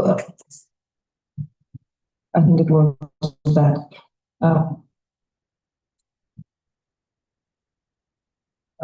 for women in business, for medium, small, and the micro enterprises, but also big businesses as well, right? But big businesses are usually taken by common BRICS Business Council, but Women Business Council is ensuring that women entrepreneurs get attention on every level. There is special groups in there and special awards, and I'm sure I will be. I know Ms. Nani has been going to Russia for one of the events of Women Business Alliance, and probably it would make sense to connect all of you to them in order to have concrete business proposals or business elaborations or share best practices and see what else could be needed in order to offer a sustainable development of the business. With their breastfeeding, well, we didn't go specifically into this topic, at least I'm not aware of that. But within the BRICS circle, I didn't go deeper into that. But last year, we had 10 working groups on a number of topics that were relevant and were in relations, on the one hand, to Russia's president's priorities, but at the same time, were relevant for civil societies in all our countries. But after first year, as we change the country of chairship, we decided in the BRICS Civil Council that we will leave 6 permanent working groups. And then each presiding one would be adding as much as they want on other issues that are not covered by the initial 6. So one of their working groups is on health. And we have actually medical doctors and NGOs working in this field.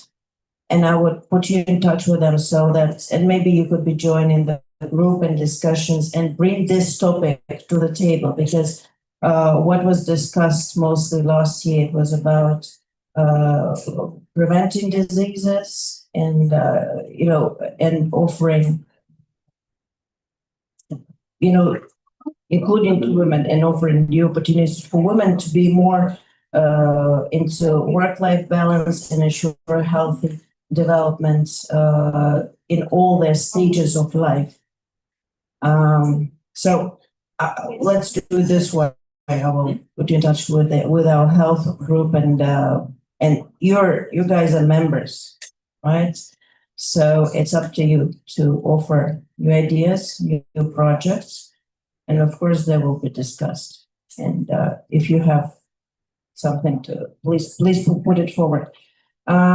With their challenges that should be overcome, like economic governance. Well,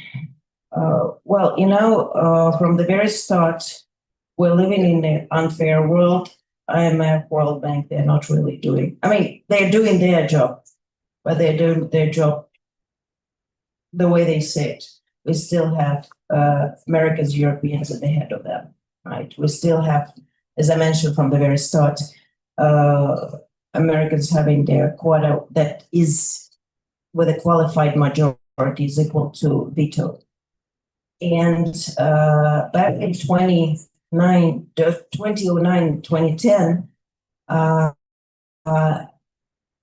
it was negotiated and pushed by BRICS within G20, but not only. And we did manage to have in 2010 the quota change. It stalled since then, as we know. So we had some progress. All countries combined, BRICS countries, they do have a collective veto, but that's not enough. And definitely their new review should be there, and we still don't see it. So probably that is why one of their ideas, or like few ideas that came up, was to establish alternative mechanisms that would not work against the ones that are existing, but that would try to fit majority of global South to ensure their economic progress. So I mentioned NDB. But you know, NDB is also specific. New Development Bank is it is a commercial entity. It was founded by BRICS, but incoming into BRICS does not automatically means incoming into NDB. So it's a separate process, but those who become part of it, they also introduce their shares and they can have infrastructure development projects on their territories.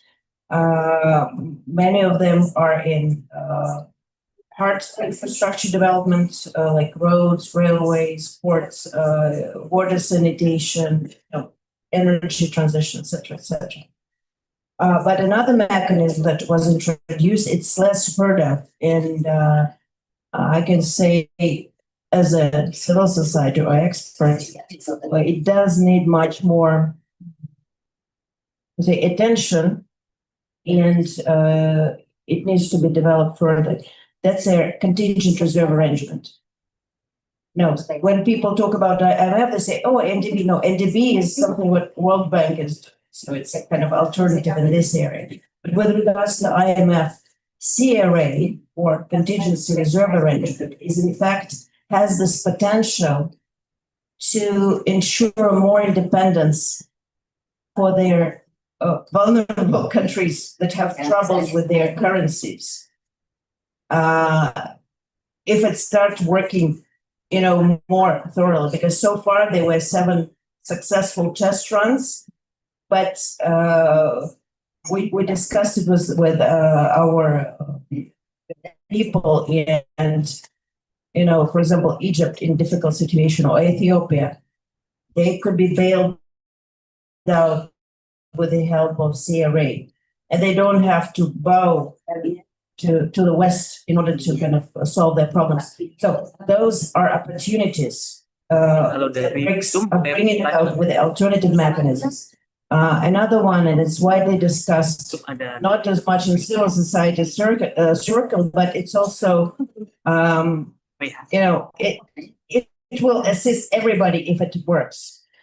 This is a payment system, alternative international payment system, not common currency. Experts do talk about BRICS common currency. They even have 5R, whatever ideas, but it was not discussed official. So it's more of a wish. Is an important one that's it's being discussed. It's difficult. There are some advances. Or it could be either with more trade in local currencies or more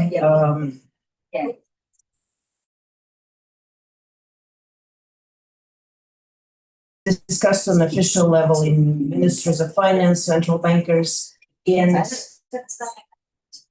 not if, but when implemented, when it would do real good, because it will provide for less in transaction costs, sorry. It's fight for independence, because this way you would not be supervised of where your money went to and to whom, right? You have the right to for your own sovereign decisions on who to trade with. Nobody will be able to threaten you because they wouldn't know, right? So this is an important endeavor, and BRICS is working on it. Another one, it was suggested and taken during last year Russia's president chairship, is their investment platform. It's another very important mechanism that could be providing for more opportunities for local businesses to develop and to be part of their international labor exchange. Grain exchange, yet another one. Formally, our countries, like Russia is number one in terms of grain export. Brazil is number one in soya. Food security is extremely important for each of for Indonesia, for African countries. Nevertheless, although we are the main producers, the price, where to go, is predetermined mostly by international exchange, the Western one. I think Chicago Exchange is their biggest one, and international traders. This is not a good thing, right? So grain exchange would provide also for our food security, for our independence, and for ability to not depend on international, mostly Western transnational companies. BRICS clear that it's a supporting mechanism for this. So this is all a big ecosystem that BRICS is elaborating now in order to provide for our development and our progress, despite all the stalemates that we see within WTO, within international financial institutions, etc. So there are more, but I just briefly named some of the existing. Okay, thank you. So we will open the second session. We also have one participant from Zoom would like also to ask question. Pak Heri Saragi? Ya, suaranya bisa keluar nggak Bu? Zoom-nya. Halo. So we have the participant from Zoom. Halo. Bisa langsung Pak disampaikan? Ya. Bahasa Inggris atau bahasa Indonesia? Oh, suaranya tidak keluar ya. Barangkali Pak mungkin bisa dituliskan saja ya. Pak Heri, pertanyaannya di chat, mohon maaf kami tidak bisa menangkap suaranya. Nggak bisa ya? Sambil Pak Heri menuangkan pertanyaannya, kita akan open. So, we have one participant who will deliver the question, but unfortunately we cannot hear the voice. Please write it down. We invite from Chamber of Commerce the mic-nya. Yeah. Yeah. Thank you for the opportunity. My name is Shanti. I actually am the Kadin also, but then I don't have any updates on what Kadin is doing with regards to BRICS. So I do represent ASEAN International Advocacy and Consultancy. I'm a teaching professor at Delhi University in India. And 7 years ago, we did a research on the formation of BRICS. 3 things I want to share. The reason why BRICS is there today was because of the 20-year cyclical of financial crisis, which was dominated by US dollar, number one, right? So I think everybody needs to know that background. Number 2, the 20-year cyclical has actually made a lot of countries feel uncomfortable because they lost out on their currency exchanges, which again made them think about the economic aspects of the things, right? Number 2. Number 3, what we have today, the BRICS is a water testing mechanism to see what will happen if half of the world actually comes together and form their own economic ecosystem. That's the three things I think people kind of like really need to know about BRICS, right? Now, coming to what we are currently doing is we are doing a research on India, Malaysia. So I'm part of the chair of BRICS Banking, Trade, and Logistics. So we have our offices based in Malaysia. I sit out of Singapore. So we are doing a massive 4-country study on the impacts of cross-border payment and how US is dominating crypto and Bitcoins, because that's the only form of digital payment we have today, right?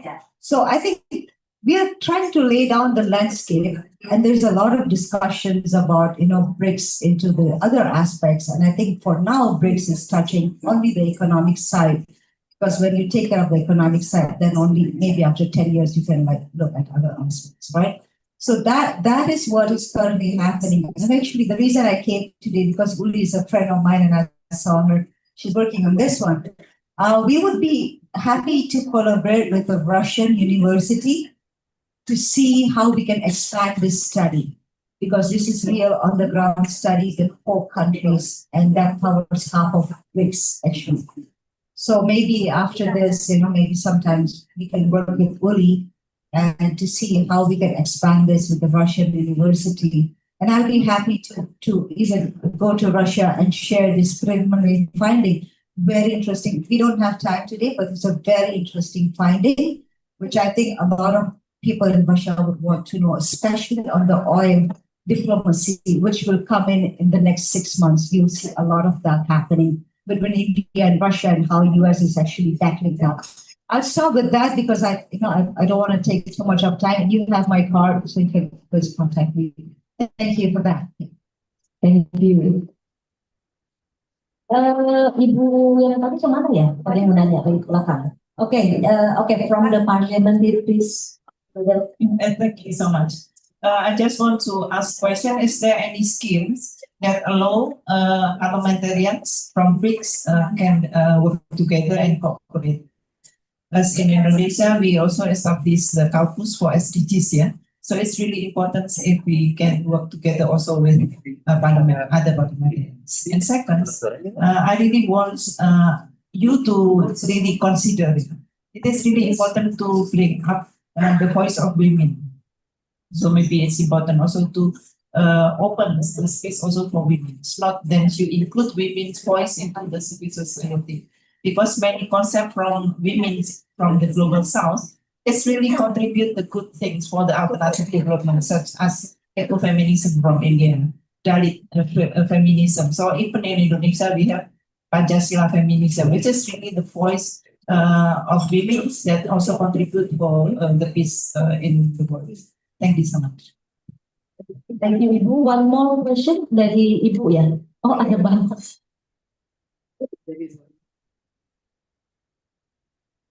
Yeah. So only one question as Dr. Victoria has another point. Ibu boleh. One man, okay. One Ibu, ya. Ibu dulu yang mana? Ibu. Sebentar. Itu Ibu yang di tengah, ya. Ya itu ya.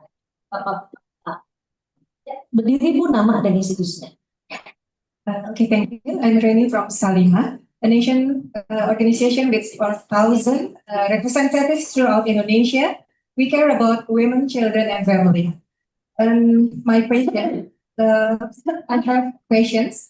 The first, does BRICS have a program related to family resilience? Families play a crucial role in raising children, the next generation of leaders for the nation.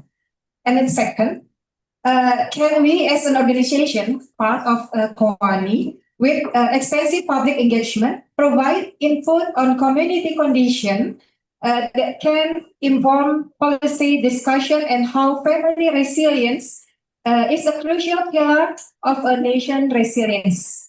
That's all about our question. Thank you. Thank you, Ibu. Okay, Pak, silakan.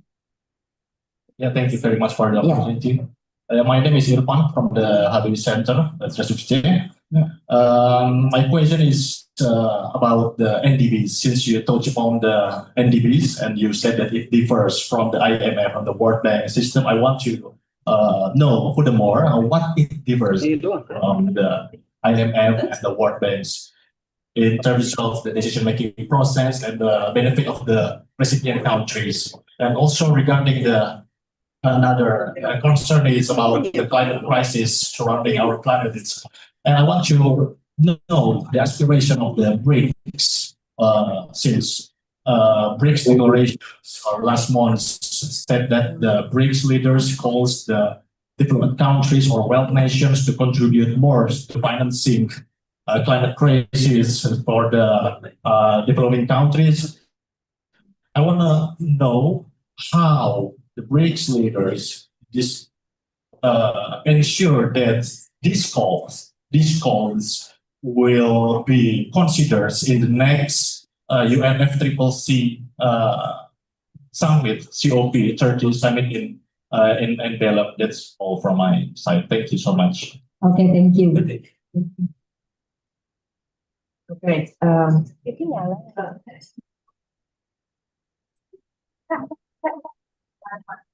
going to be the last one. Thank you.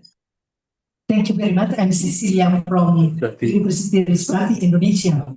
I would like to share about my experience, special to elderly people, to become dignity. We have some other special intervention, senior school, smart senior school. Yeah, maybe first we join to collaboration webinar to make the socialization about the program for special elderly people, and then maybe for other countries can apply this program. We have the special program, senior school interest, special for elderly people. Yeah. We call senior school, smart senior school. Yeah, and the focus of the program, 7 dimension for elderly people program, and then for digitalization. Okay, share our experience for Indonesia, special for elderly people. Okay, so first of all, very important points that you mentioned, and indeed there would be let's get in touch because we're doing lots of research. Ibu-ibu mohon suaranya tolong dihargai jauh-jauh dari Rusia. Tolong suaranya yang mau makan tidak bersuara, hargai, kita ingin mendengarkan. Please suaranya. In areas to put forward progress to BRICS, and of course those supporting evidence for how we should go ahead and maybe share what we've done already and be able to combine forces. That's very important. But one thing I would not quiz that is that it's mostly economic. It's very often termed as mostly economic. And yes, I didn't mention another important initiatives which helped BRICS economies kind of progress together further, and it is the two editions of economic partnership strategy. But it does have other working pillars: politics and security. Yes, governance is yet there, but we do have, and I think, for example, cooperation in the area of counterterrorism very much kind of progressing on space. We could name all the issues. Governance is still there, although it also made progress as opposed to what we had in the very first issues. And people to people. And it's not just network university. For example, a very important initiative is the STI architecture. And we have 13 working groups. They are supervised by the ministries, and they are in their cross-cutting areas and also the most advanced areas like digitalization, artificial intelligence, oceans, physics, different, the different specific like materials, nanomaterials, etc. So it's and it's also, we have specially dedicated funding is between authorities who would give for fundamental sciences funding and for BRICS projects, because it's much easier to go faster together. And so this is something that has to be explored more, because even in old BRICS countries, not all scientists or education will know about it, this opportunity, because it's a very good one. With regards to, and yes, we will continue. Cultural, by the way, too, we have special BRICS TV, and they promote a lot of the museum exchange, festivals, common cinemas. This year, we were at a meeting in Brazil, and Brazilian Association of Artists suggested that we should have a BRICS Biennale. So that's another interesting thing to explore. Parliamentarians, they have a specially dedicated track.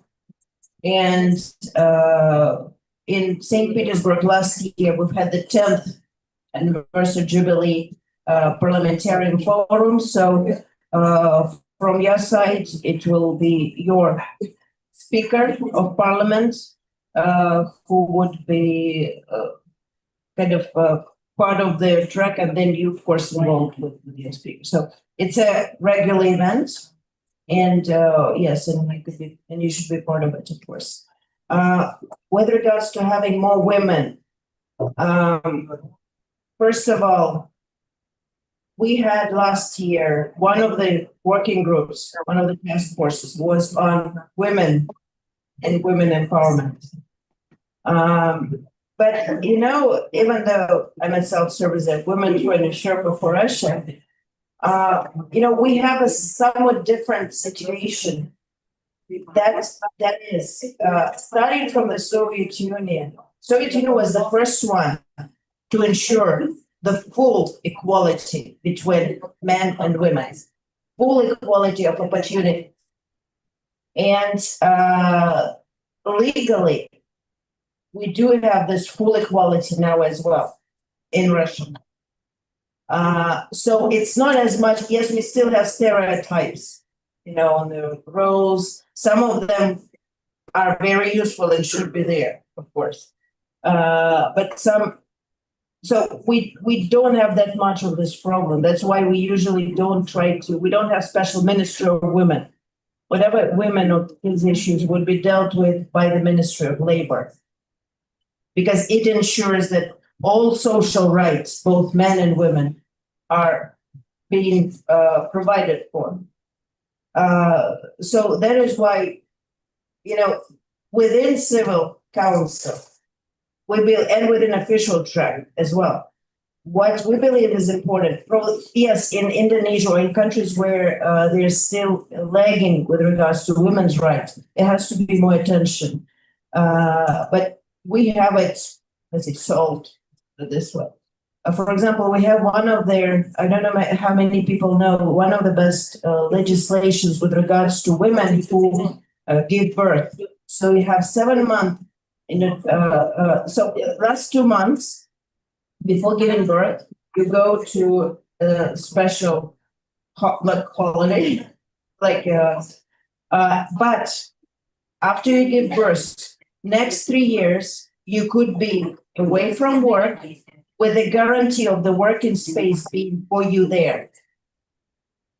That's one thing. And it's been there for, I didn't know other countries don't have it, because for us, it was always like this. Oh, another thing, this was, for example, but this was introduced recently. We have payment for family, extra payments, for families with children. But before it was for, different ages. Now it's all streamlined. The recent legislation that from 0 to 17, you do get payments without any interruption. So like once you have a kid, you don't have to go into different groups. So we do have, and we're ready to share best practices, to share, to see what can be done in order to, let's say, alter, if needed, legislation, what kind of methods could be employed. So, yes, of course, it will be part of their, and it is usually part of our discussions for women empowerment, for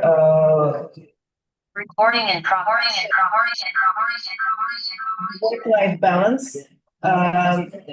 But we don't see it as, to single it out, because we're trying to ensure that there is equality, not only between countries, but also within countries, between men and women. And in fact, that's very interesting about your school, Smart Senior School. We have, like in Moscow, for example, we have the so-called active longevity. Yeah, active longevity. So people of the silver age, they could be going, first of all, they could be having extra skills, but also acquiring new hobbies, and not only knowledge, and in order to ensure that their life kind of, they are socialized, and their life is active in the community, and it's totally free. So I think we could be sharing those. Yeah. A difference from what is the difference of ONDB? Main difference, you don't have political conditionality. That's what matters. It's about economic relevance and what the country is needing, what some sector is needing. That's key. From there, you can work once it's rational. Thank you.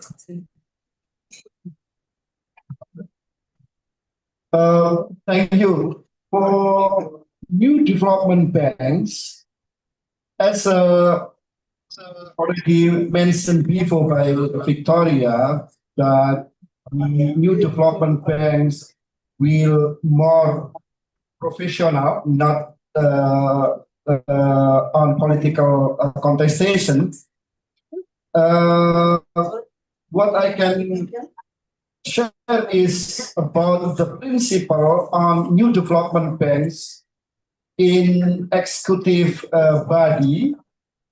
The purpose and function is to be more fair and non-discriminatory manner.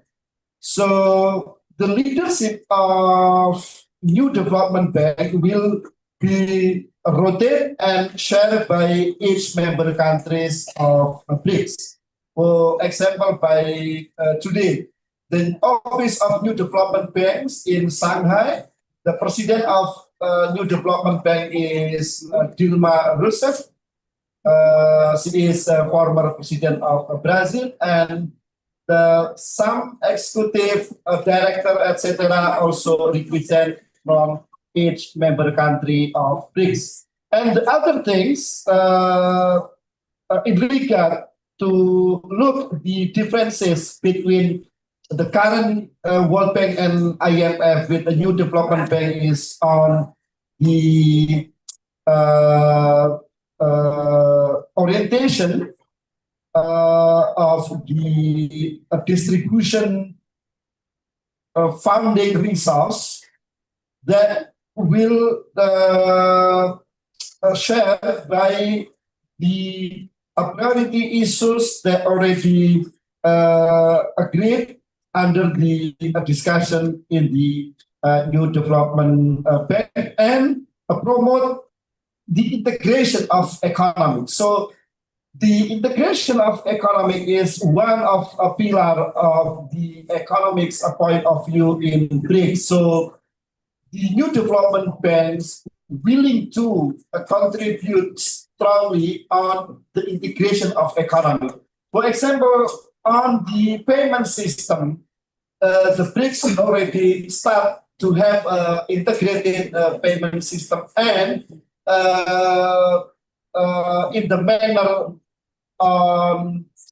respect the local currency, etc. So let's, as a civil society organization, we follow the implementation of those principles in new development bank, so we can see the differences in the reality, not only differences in the document. Thank you.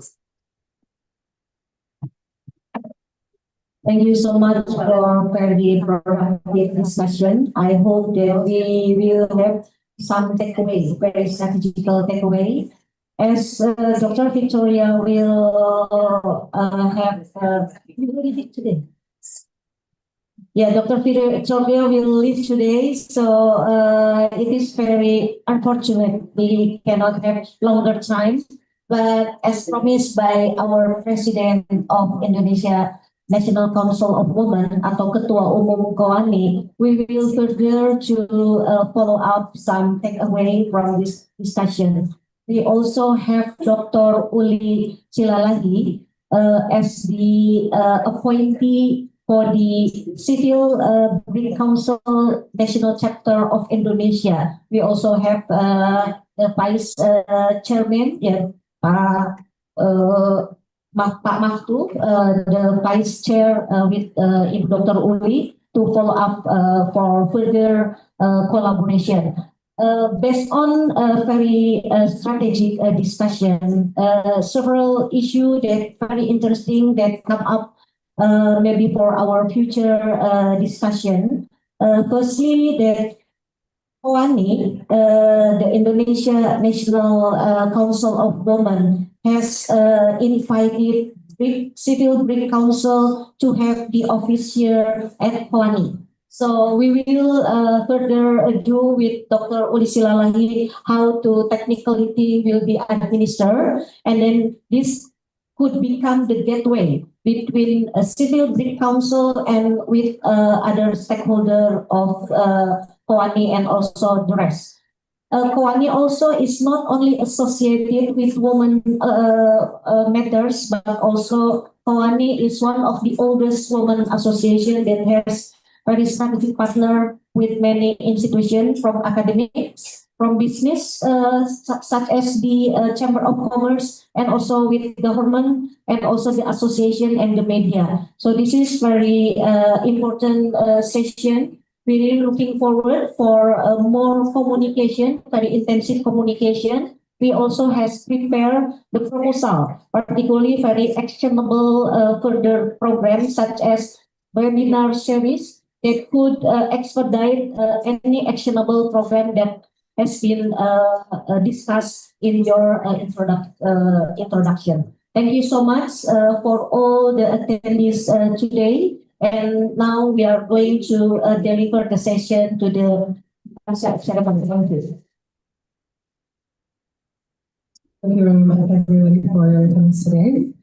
It's been our pleasure, Dr. Victoria, to be hosting this event for you and for us all. All the information has been very useful. If there are any follow-up questions, please deliver them to the International Affairs Division of KOANI. Thank you very much. We have also prepared lunch for everyone, so please feel free. But I think firstly we would like to have a photo together with everyone as well. Thank you. We would like to have kita mau bersama, mungkin di belakang ada yang duduk di bawah juga ya.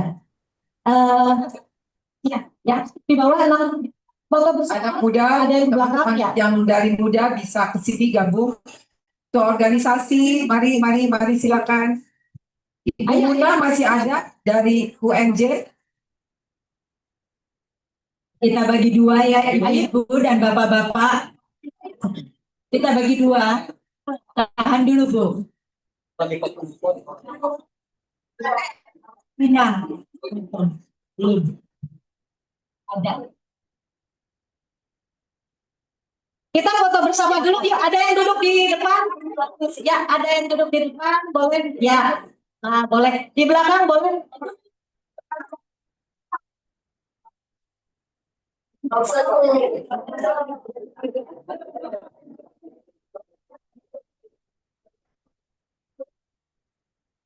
Ibu-ibu, ibu-ibu, Mohon maaf, ibu-ibu. Ayo, saya akan ambil nanti diambil dari Kowani ya, Bu ya.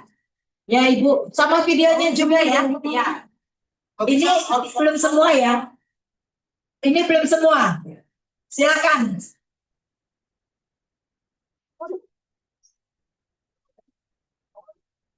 Saya akan terusin pakai video nanti ya. Ya, nanti saya pakai. Ya, saya akan ambil setengah-setengah dulu, Bu, karena tidak. Oke.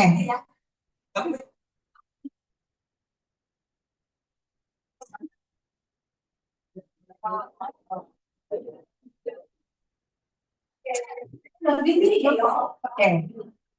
Dadah ya, Bu. Kita bilang break and Kowani ya. 1, 2, 3, break and Kowani. Sekali lagi, Bu. Break and Kowani. Belum makan. Sorry, because it's just one more, dear. Seperti belum makan, ayo yang semangat ya, Bu. Pak Maftu, silakan. Sekali lagi, Pak. Ayo 1, 2, 3. Break Civil Council Kowani. 1, 2, 3. Break Civil Council Kowani. 1, 2, 3. Break Civil Council Kowani.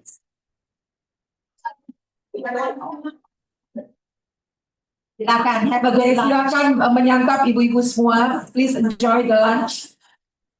We have the soto from Imam Bonjol. We have the pecel Imam Bonjol. We have the nasi liwet from the Foreign Affairs. Uli.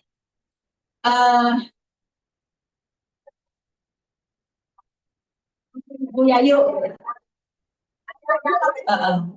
Bu Tantri. Bu Yayu, Bu Tantri, Bu Uli.